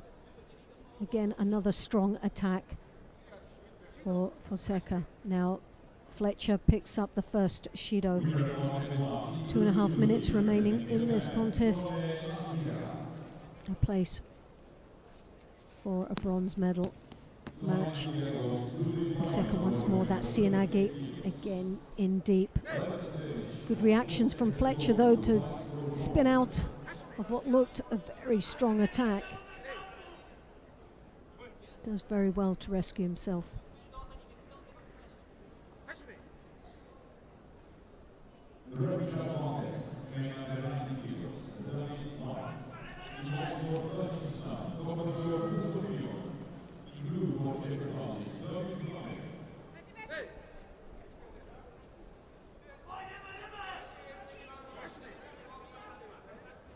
Well, gone past the halfway mark now, 1 minute and 50 seconds remaining. No score at this moment. The stronger of attacks have come from Fonseca, but there was a lovely Osotogari there. An opportunity for Fletcher. We know he's got very strong niwaza, but we haven't had an opportunity to see the strength of the man in the ground.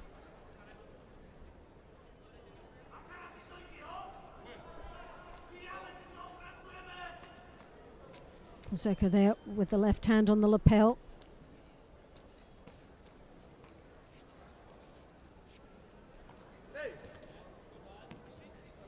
And Fletcher looking a little bit frustrated there, but Fonseca picks up his first Shido. So the attempt there, you see him on the sleeves of Fletcher, showing what he's capable of doing. There's Seoinage once more. Good block from Fletcher.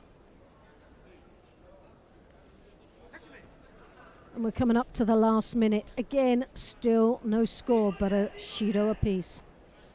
It's been a real tough match.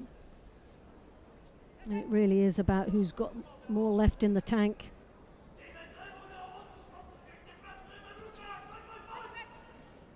Fonseca showing with the Ochigari, creating a space there for the Cianagi, a good combination that he comes up with. Doesn't seem to want to play down there in the Niwaza.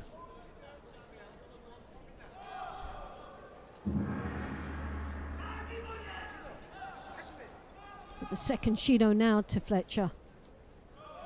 He really has to step it up a gear now. An ideal situation of going into golden score with 2 Shidos on the board really does change the dynamics quite. Oh, there, and he come across. A good strong attack off to the side there. That leg just dug in deep behind the knee. Fletcher once more reacted well.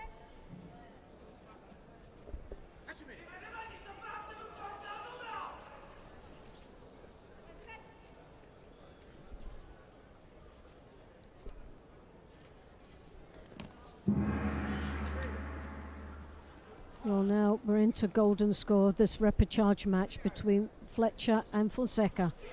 Still neither one of them close enough to get themselves in for a chance of a bronze medal.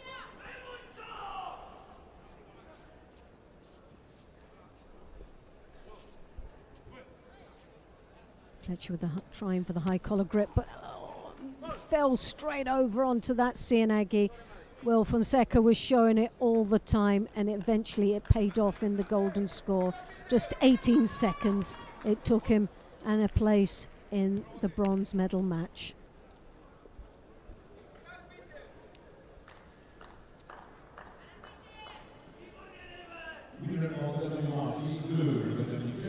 So my colleague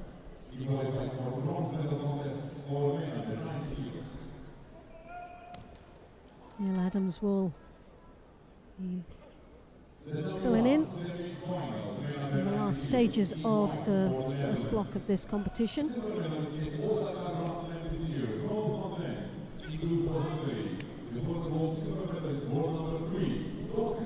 So I'll just leave you to enjoy the commentary of Neil Adams coming up very shortly.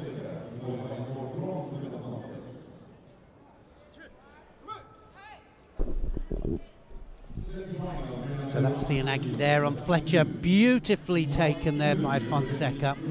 Absolutely incredible technique. Now, semi-final, Lipitiliani against Palchik of Israel. Should be a fantastic match, this. Like I say, Palchik is the one that's absolutely on terrific form. But Lipitiliani, of course, so experienced.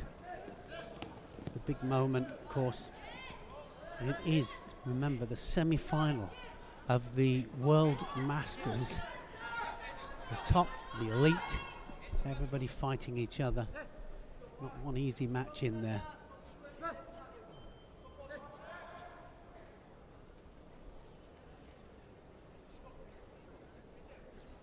A little bit of a knock, I think, Lipitiliani, and he doesn't whinge. He really doesn't. He just wants to get on with it. Real professional.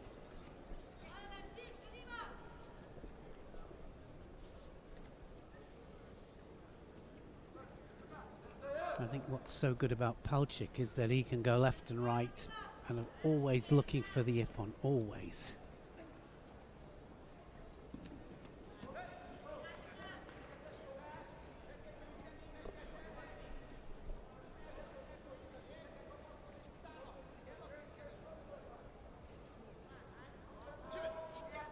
So again, strong fight for the grip. Sleeve. So important, something could happen from here. He's going to try and tip him over. Oh, look at that, Palchik just has to roll in the end, and Lipitiliani scores on it. He didn't want to go, did he? Obviously, but in the end gets tipped. Lipitiliani goes ahead. He knew it as well, Palchik. Thought, well, if I could just hold it for another second, they'll mate it.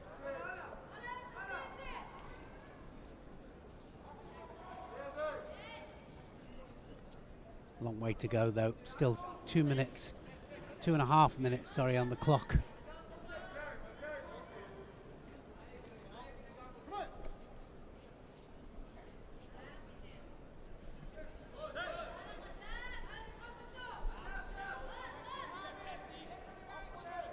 Lipitiliani can't afford to just rest with that, and now Palchik will start to come forward, start to pile on the pressure. There's 2 minutes left.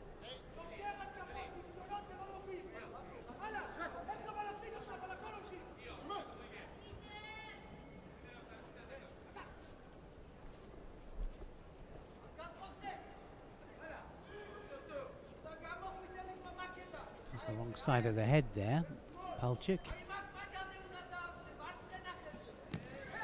This is where experience comes in, because Lipitiliani now just needs to slow it down to his pace. He's got Newaza from this situation, so needs to really pursue it, waste as many precious seconds as he possibly can.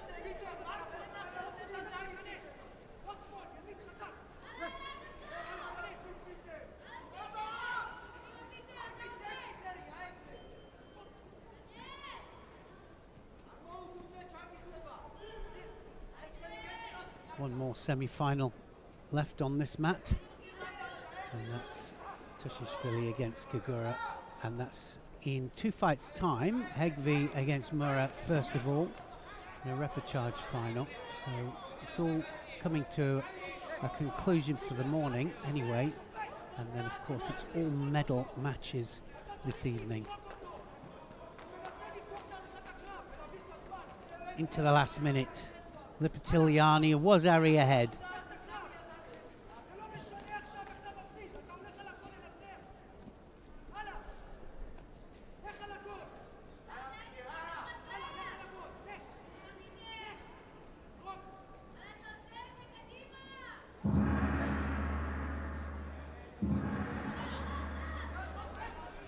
Nakakami, oh, he got taken over, this time by Palchik.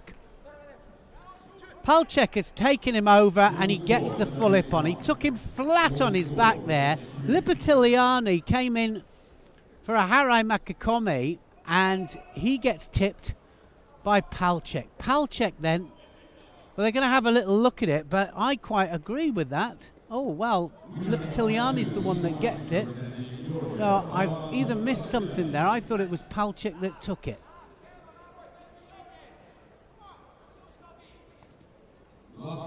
So what it was Lipitiliani started the technique, kept the control. Palchik tries the counter, but goes on to his own back in order to do the counter. So it is a Wazeti upon to Lipitiliani. Lipitiliani gets the contest and he will go through. So that was an unusual situation. That I thought that maybe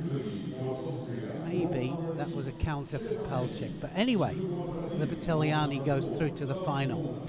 Repechage match in the plus 100 kilograms then. Hegi against Mura. Hegi of Austria in the white.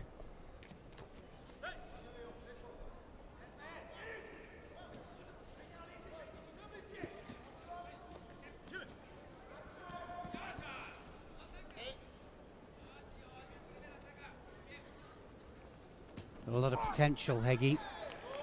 He is now starting to contest against some of the best heavyweights. Just out of the juniors.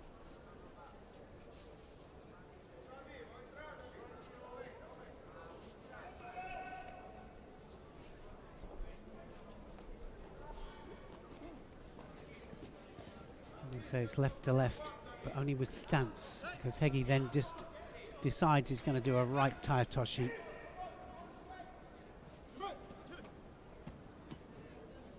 Now Sorisura Kamigoshi here, Mura going all over the place. Hegi definitely the one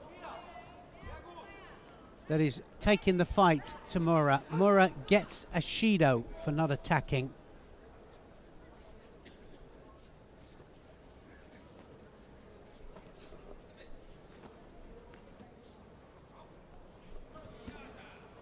Now then, can he get that leg out? He might just get that leg out. Oh, and a little bit of panic by Mura.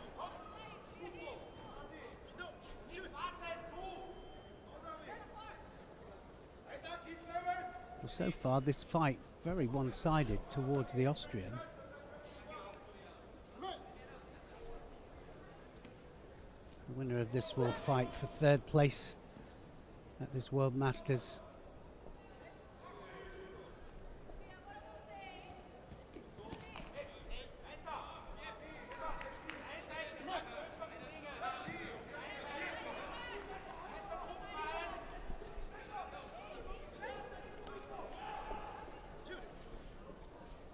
Have to do something soon. Mura has 2 Shidos on the board.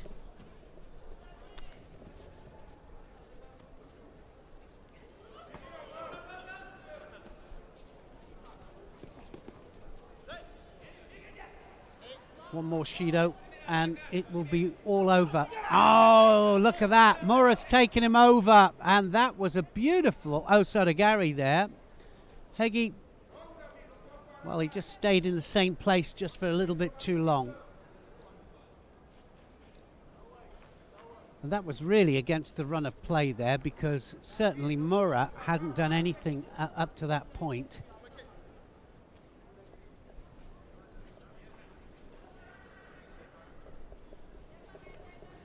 No, Hegi needs a big score. It's got to be either a Wazari or an Ippon. Wazari will bring him right the way back into it. Shame, really, when you think of it. 2 minutes still to go. Mura has 2 Shidos on the board. Now he starts to attack, and that's it. It's all over. Ippon for the Uchimata, and Hegi had no answer to Mura. David Mura will go through to fight for third place in the repechage.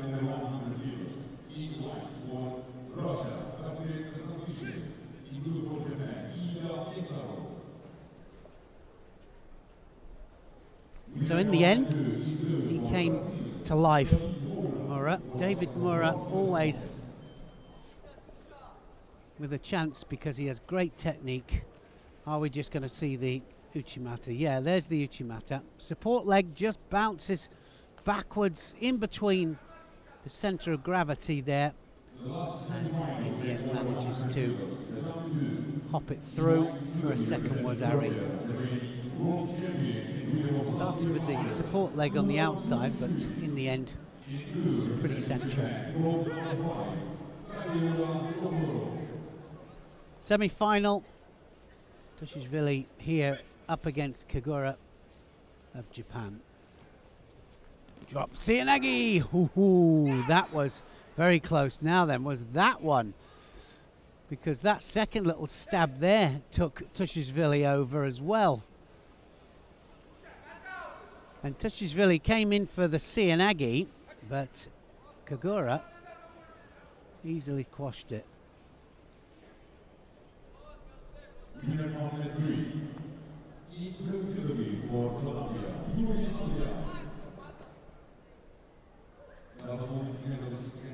Mat 2 here, central mat, and we'll be covering central mat for all of the medal matches. Say all the medal matches. One of the bronze medal matches will be fought on mat number 1, and Loretta Doyle will be commentating on that particular bronze medal match, and I'll be covering the bronze and the gold medal match on the central mat, and that all starts at 5 o'clock local time here in Guangzhou.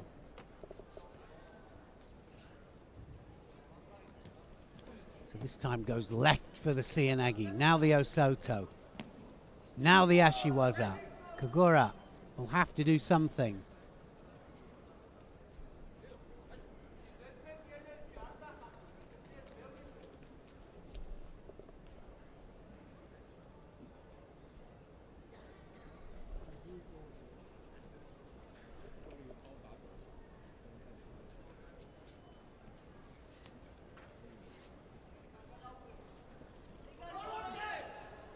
That was close as well.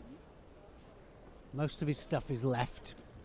Left Seoinage, left Tayatoshi. Seoinage sometimes turns into Seotoshi. There's the Osoto as well. Look at that. What a range of techniques there from the world champion. Toshishvili of course, fighting in that World Championships without the great Teddy Riner. First time, actually, that Teddy Riner hasn't competed in the heavyweight tournament for 10 years.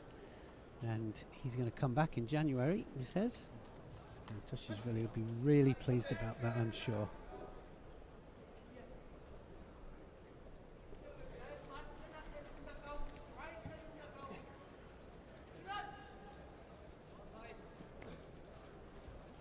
Again, just plugging away with the Tayatoshi.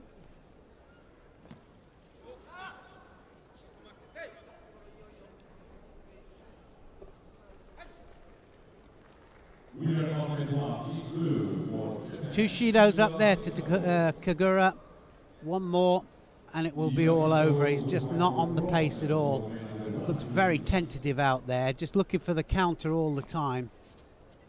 Tushishvili just trying again and again, trying to get the centralized point of balance.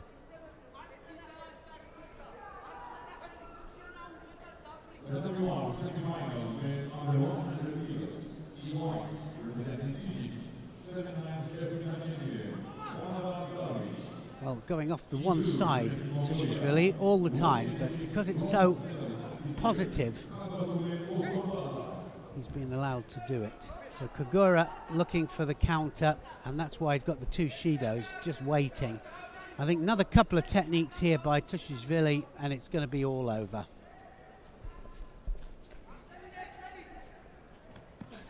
That's going to be a score. I thought that was a score. Well, I thought that he kind of assisted it then. Not enough contact with the hand, so didn't get it. Now another Seoinage, and it's definitely going to be a third penalty, I think, for Kagura.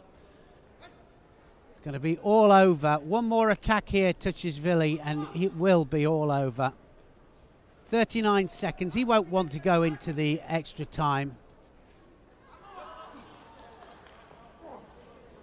Didn't get the rotation this time. Changes it to a right Seoinage. Right Kouchigari, sorry. And now it is all over. Tushishvili is going to go through to the final. Good performance. Kagura, a really good opponent, but didn't have the pace and certainly was being outgripped by the world champion. Tushishvili, what a year he's had. Third penalty up to Kagura. Tushishvili goes through to the final.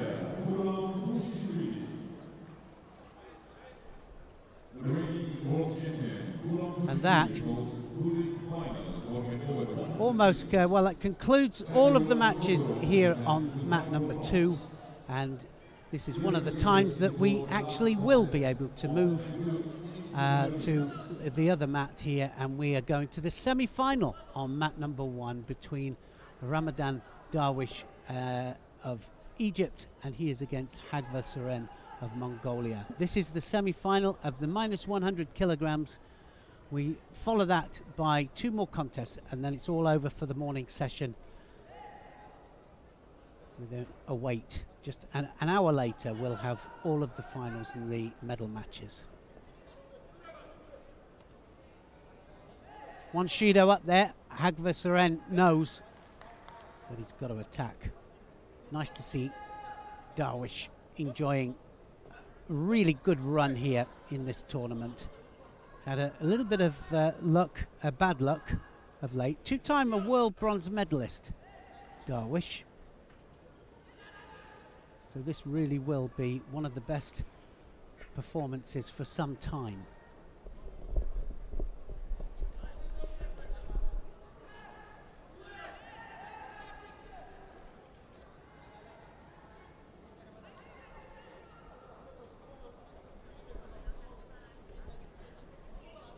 Two penalties up there, Hagva Suren. Hagva Suren being beaten with the Kumakata all the time, not being allowed to go round and pull the contact in. That's what he wants to do.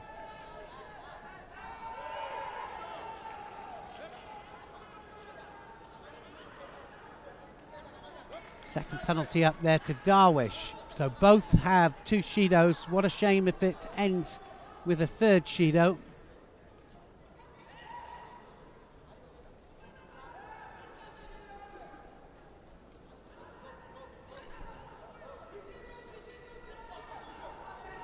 Great Mongolian support there up in the stands. Great squad. When I say that, I mean the squad is great, men and women.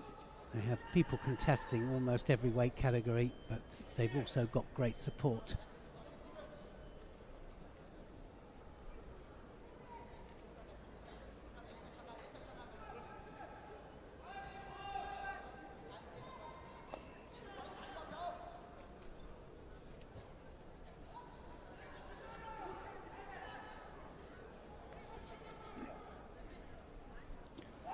Oh, he was in there for that Cianagi, and that was his best one for sure.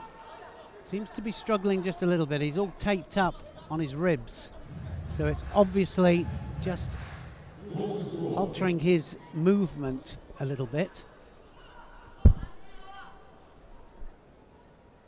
Hagfa Seren I'm talking about.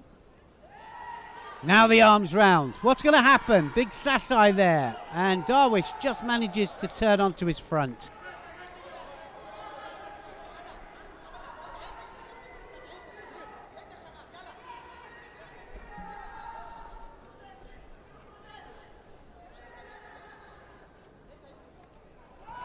Cianagi again. And Darwish goes over. It's all over. 26 seconds into golden score, and Darwish didn't have anything left. Hagfa Seren goes right the way underneath him, and he is in the final.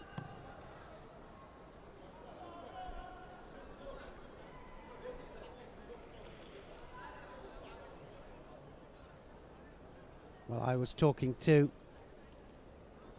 Hagfa Vira of Mongolia this morning. We were both in the gym just having a little workout, and he said that it just wasn't quite going Mongolia's way, and they're up there roundabout fighting for medals, but nobody in the final. But they've got one in the final now in the minus 100 kilograms. Hagfa Seren in the end manages to pull off a really nicely executed Cianagi for Wazari. Darwish will be fighting for a bronze medal. There's the Cianagi. Look at the drive he gets there. Couldn't stop it, could he? No way, and he knew that it was all over.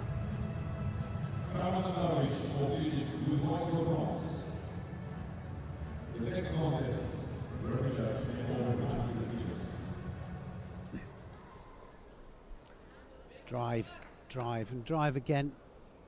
Hagfa Seren gets it, and it looks like this repechage match here is all over. Bashev of Russia gets awarded the contest by default because Yuan was unable to compete. So one last match, the morning session here in day 2 at the World Masters, and it's all about Rafael Silva of Brazil against Altabayev of Uzbekistan in this semi-final match. The last semi-final then to determine our last finalist.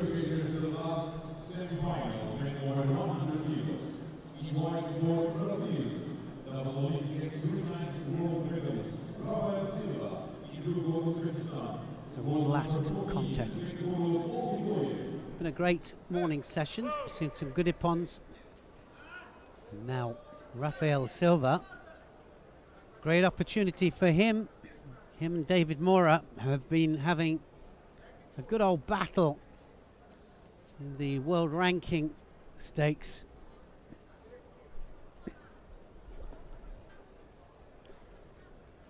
And Mura was definitely working his way ahead of Rafael Silva. But Rafael Silva here now will get massive world ranking points if he, well, gets a medal here. Certainly if he gets to the final.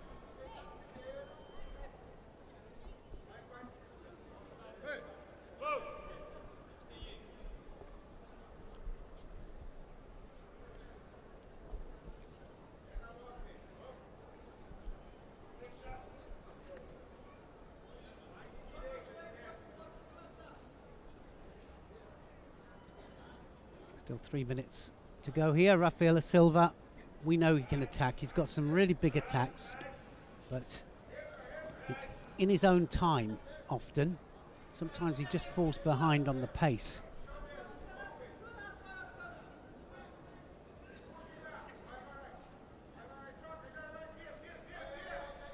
Mr. really quite short for a heavyweight, but does very, very well with his drop Seoinage. So does Surakumi. Look how he's just trying to break that little bit. There's a nice attack there from Silva.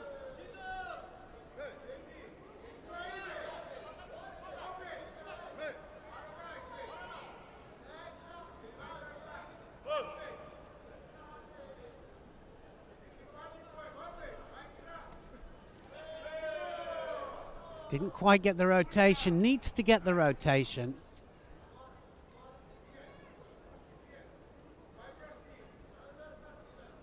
And you can see that he is dwarfed. That's going to be a score. Good score there. Rafael Silva is on top. Can he secure the hold down? Gets the Wazari. He would only have to hold it for 10 seconds if he can get that leg out.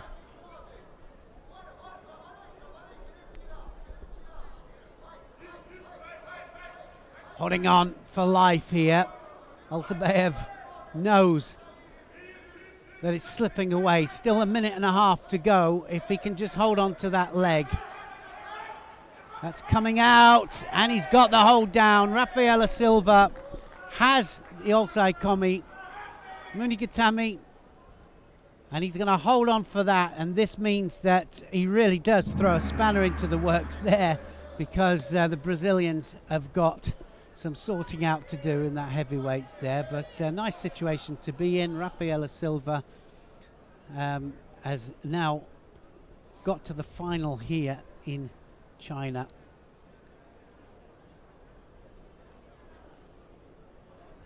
What a time to do it.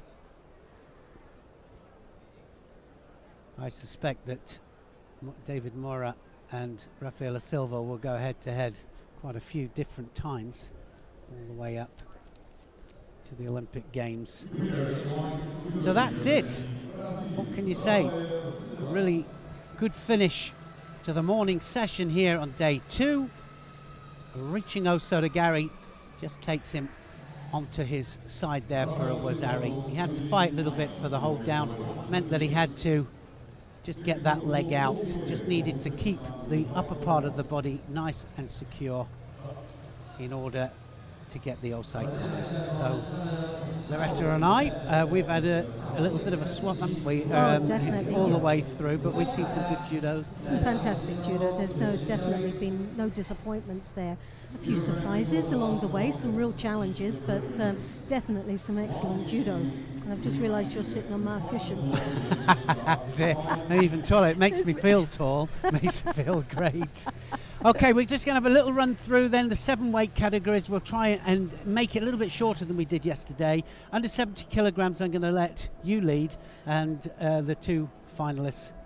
And what have we got? Well, we started off with 17 judokas, and we've got now in the final Nizoe of Japan and Alver of Colombia. Very, very strong, interesting match ahead of us. And in the bronze medal repechage matches, we've got Van Dirk of the Netherlands, Rodriguez of Venezuela, Polias of Austria, and Perez of Puerto Rico. And of course, Alvia, a 3-time world champion. Yes. And here she is in another major final. Winner for you? I'm going to go for Japan. Okay. Yeah. Okay. She's looking good. She's looking very sharp technically. But it's going to be a tough. It's one of those there's a lot of strength there, but there's also a lot of skill. Under 78 kilograms? 78. Well, we have Umeki of Japan. We have Umeki of Japan and Sato of Japan, an all-Japan final. So that's going to be very interesting. And we've also then in the bronze medal matches, we've got Stinhus of the Netherlands, Hamada, well, the Japanese are really in strength here. And we also got Powell of Great Britain and Malonga of France. battling away. So Well, there's some really it's going to be some good matches interesting there. matches. And I think, you know, we've had 3 Japanese in there in that semi-final Yes. position. For them, a lot of depth and Well, a little bit of domestic sorting out, I think, in Yes, the under-78s for definitely. the Japanese. Mimeki, I think, has been strong today. She's looked very, very sharp. She's a class actor, as I would say. So my money's on her, and also Stinhurst for 1 bronze. And I'm going to go for, well, do you know what? It's going to be difficult. Both girls know each other, but I'll go for Powell of Great Britain. She really has got a bit Fantastic. between her teeth. She wants to win this medal. Plus 78s. Plus 78s, well, that's been, do you know, that was really an exciting weight category in a lot of ways. Ortiz in the final from Cuba and Son of Japan in the other place, so that'll be a real battle between them. I've got to really go for Sonic for Japan to take the gold, although Ortiz, she's just been playing sometimes a little bit too long of a waiting game and has had a few penalties she's picked up along the way. If she continues to do that, she might be penalised out of the game. Okay, for that gold. For me it's Ortiz, but then we can't agree with everything. But that's right. Only simply because I think that she's got so much experience and she's come on to quite good form. Totally so we'll agree see with that. Point. Yeah. We're going to go to the men's under 81 kilograms. Sasaki of Japan against Lipinnikov of Russia. The Russians have had 3 representation in the under 81 kilograms. Incredible to have that depth. Yeah. Lipinnikov has come off the best. He beat the Olympic champion Kalimazov en route through. For me, Sasaki's going to have too much for him. Yes, I think so. Totally agree with you on that one. Okay, and under 90s, Shirazdashvili, the world champion against Toff of Hungary. And, well, what can you say? Shirazdashvili is the man on form, isn't he? He is. He's looking good. Yeah. He definitely is looking good. Looking good, but Christian Toth, of course, a real handful. And he could, you know, I mean... He's a little powerhouse, yeah, isn't he is, absolutely. Under 100 kilograms, Lipitiliani is in there, and he's up against... Look, Hafasaren. Yes. Mongolia. Absolutely. And Hagvasaren of Mongolia, who we've just seen now going through to that final, and a chance for Mongolia to get a gold medal in a major tournament. But, of course, Lipitiliani, he's on a roll. He was in as a number 1 seed, and he's been looking a class act again throughout. I think so. For me, Lipitiliani, but you never know. And Tatilashvili, the world champion in the plus 100 kilograms, is up there against Rafaela Silva of Brazil. Definitely Georgia for me. For me as well. Georgian is there and on the best form of his life, and what a way to finish the year to win this one. But you never know. Rafaela Silva, very experienced. So Loretta and I have had a great time in this morning session. We are back at 5 o'clock local time here in Guangzhou, and we're looking forward to a great final block on day 2 here. It's the final day. 7 more categories, 7 more gold medals to be won from Loretta and I until 5 o'clock. It's goodbye for now. Goodbye.